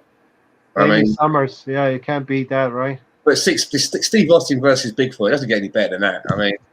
And a close second for me, it has to be The Incredible Hulk with Bill Bixby and Lou Ferrigno. I used to love it. I just wish Arteta would get like that. You wouldn't like me when I get angry. You know what I mean? At halftime. Gary, what have you got? I did like A-Team. Mm-hmm. When I get even, I can't. I remember shows. I remember shows in England when I was there, but all I know is a lot of times what I remember about them is that they weren't made for TV in the States, just to say that. And this was on regular TV, so yeah. I don't know if that's the reason why I liked it, but yeah. But I definitely liked A-Team. Who's your favorite character in A-Team? I like BA. Yeah. Shut up, and I like the yeah. Pitiful. So, yeah. Pitiful. So, I did like shut up, fool, Gary. Give me one. No, I can't do that. I'm not that Come good. on, okay. Why not? I did like Knight Rider as well. Knight Rider. Yeah. Sam. Yeah, you just picked two of them. I really like A-Team and Knight Rider. We used to watch those a lot. I used to watch the Thunderbirds. Enjoyed that. And that was great when I was a kid. And there was this series. I was young, but I remember it so well. It was an animated series called what's it called? The Trapdoor, I think it was called. I remember that vaguely. Trapdoor it's all the plasticine figures, animation. And what it was there was this trapdoor, and there was this figure, and he had to make sure the trapdoor never opened, because if it opened, all hell would basically break loose. So it was always getting into trouble and going away, and the trapdoor was getting open, and it was really good fun. It was like plasticine figures, animation, crazy characters, and that. It was really good. It's called The Trapdoor, I think it was called. Yeah, I loved that when I was a kid. I was quite young then. But then, when I got a bit older, it's the A-Team, Knight Rider. I love that. Thunderbirds. Trying to think if there's anything more apart from that. I mean, Only Fools and Horses when I got a little bit older. What about things like Battlestar Galactica? The old one. I didn't really enjoy that. It wasn't really my thing. Man from Atlantis. I didn't really like all of that. That's right. That's old school. Quantum Leap and all that. Wasn't really into that. Oh yeah. Everybody must have liked the Muppets, right? The Muppet Show. Muppets, yeah, of course. The Muppet Show with the old guys in the stand. Come on. I mean, you know what? Benny Hill. Come on. Yeah, Benny Hill. Yeah. I mean. Yeah. Tony. I like a lot of cars and stunt shows. My favorite, which was pretty much my babysitter, was watching Dukes of Hazzard. Oh yeah. Watched a lot of Fall Guy. I was your babysitter. I like that. It was. My dad would go work out, and I'd be just sitting there watching Dukes of Hazzard while he's gone 30 minutes lifting weights and come back. Then, like I said, Fall Guy, Knight Rider. Man from Uncle. You assembled. Anyone And I remember like watching. Space 1999? Yes. I Yeah. like that one. I like And, watching Grizzly Adams. Yeah. Yeah. Man with his I best remember friend is Grizzly saying Adams. it there. If Steve Denham is watching, it'll be your wrestling bears, Grizzly Adams. You know, Space 1999, and what was the other one? I used to like as well, like the Prisoner, UFO, Buck Rogers. Buck Rogers in the 25th century. Yeah. Yep. Yeah. I mean, the old Star Trek. Their old Star Trek was good because William Shatner was gonna get it on with some alien every other show. So Some Greenberg. That was always good. Yeah. Good old Bill. He just turned 90. Bill Shatner. So wow. happy birthday. I love the animations. Well, Transformers, the animated series, Transformers, and also He-Man. I remember watching them as well. Do you remember G-Force, Battle of the Planets? Yeah, G-Force. That was like a Japanese. it was a competitor, wasn't it, to Transformers? This was animation, not robots. It was just G-Force, remember? And the spaceship could turn into a phoenix. Oh yeah. That's right. Yeah. Bird outfits with the wings. Yeah, crazy stuff. I think we'll do a little bit more of this on some other podcasts. We'll delve into our nostalgia here. We got 5 old farts here, right? Sorry, Gary, you just turned. Welcome to the Fart Club, Gary. Is that what it is? I'm still getting. I haven't got my. Gary, the first rule about Fart Club: don't talk about Fart Club. Fart Club, I like it. I haven't got my booklet and card yet, so I don't know all the roles yet. So bear with me as I go through this transition. Yeah. Sidecars, Dixon, and of course, this is why we have Mahir and Alonso. They bring our average age down so much. We really love it, Mahir and Alonso, when you do that for us. Listen, we'll get out of here. It was so Arsenal 1-0 up and losing a goal, a lot like Olympiacos last season. But bright spot is we do have a second leg, and we're not out of the competition. Right? I don't have. Only doesn't. Please consider check out the link for Tony's GoFundMe page. Let's get him a peg, because he's a cranky old so and so on 1. He'd probably still be a cranky old so and so on 2, but let's get him that peg. Yeah, and, but what we can do is, right, every time Tony plays up, we can just take the leg away. Yeah, Tony. I missed it. Did anybody give us the wheels up, wheels down? No, I was going to mention that. So we're going to land this. We'll land this play in Lombard Camp. Thanks for joining us right at the end. Bunch of jokers can't hold on to a lead. Everybody liked Huggy Bear, though, right? Huggy Bear. Yeah. Everybody liked Huggy Bear. I just noticed the assembled says Ironside. I don't know if you're talking about a TV show or Tony. Hey, Lombard Camp, give us your show that you grew up with when you were a kid. Real quick, Lombard Camp. We'll wait around for a minute. This has gone to being a record here, nearly 3 hours here. Might as well go for the 3 hours. All right. How many more minutes we got to do for the 3 hours? About 2.5. 2.5 minutes. All right. Gary. Yes. Say something for 2.5 minutes. No. I did like Huggy Bear. You want us to sing to you? No. Should we sing happy birthday to you? No.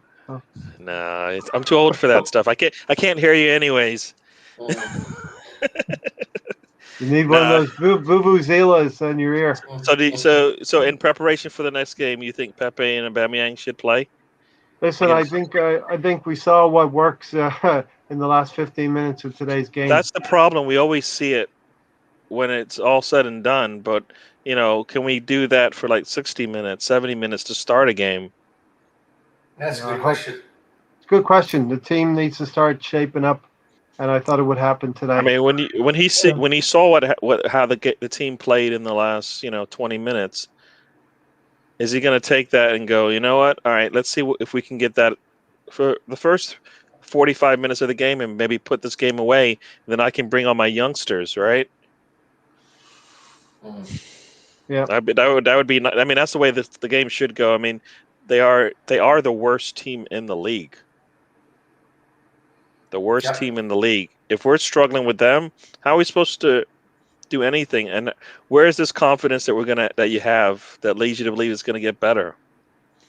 We're playing the worst team in the league. On Sunday we are. We don't know what we're going to do. We'll figure out if we're going to do it probably after the game. We'll see what happens. Tony, count us in. 10 seconds, Tony, count us down. Stan? I was going to know, how many more times have I got to watch an Arsenal game, and before the game I'm thinking, fuck me, this game's so important, it's so vital, it's like every game I'm saying it now. I mean, you know. That's like I said 6 weeks ago, all these games are like cup finals, but we're dropping the ball left and right. Does it matter if we pay attention to the league now? I want to see us play and win every game. Playing for pride. Yeah, pretty much just pride. Tony, we hit 3 hours yet? No, we got 15 seconds. 15 seconds. 10. Count it down. Coming. 10. 10, 9, 8, 7. Thanks for watching, everybody. We made it 3 hours. Slap a like. We made 3 hours. First time for this podcast. Yeah. Are we here, Tony? 5 there? Yeah, we're Come on, good. you gooders. Up the Arsenal. Let's win next week. Let's win on Sunday. Let's win every game.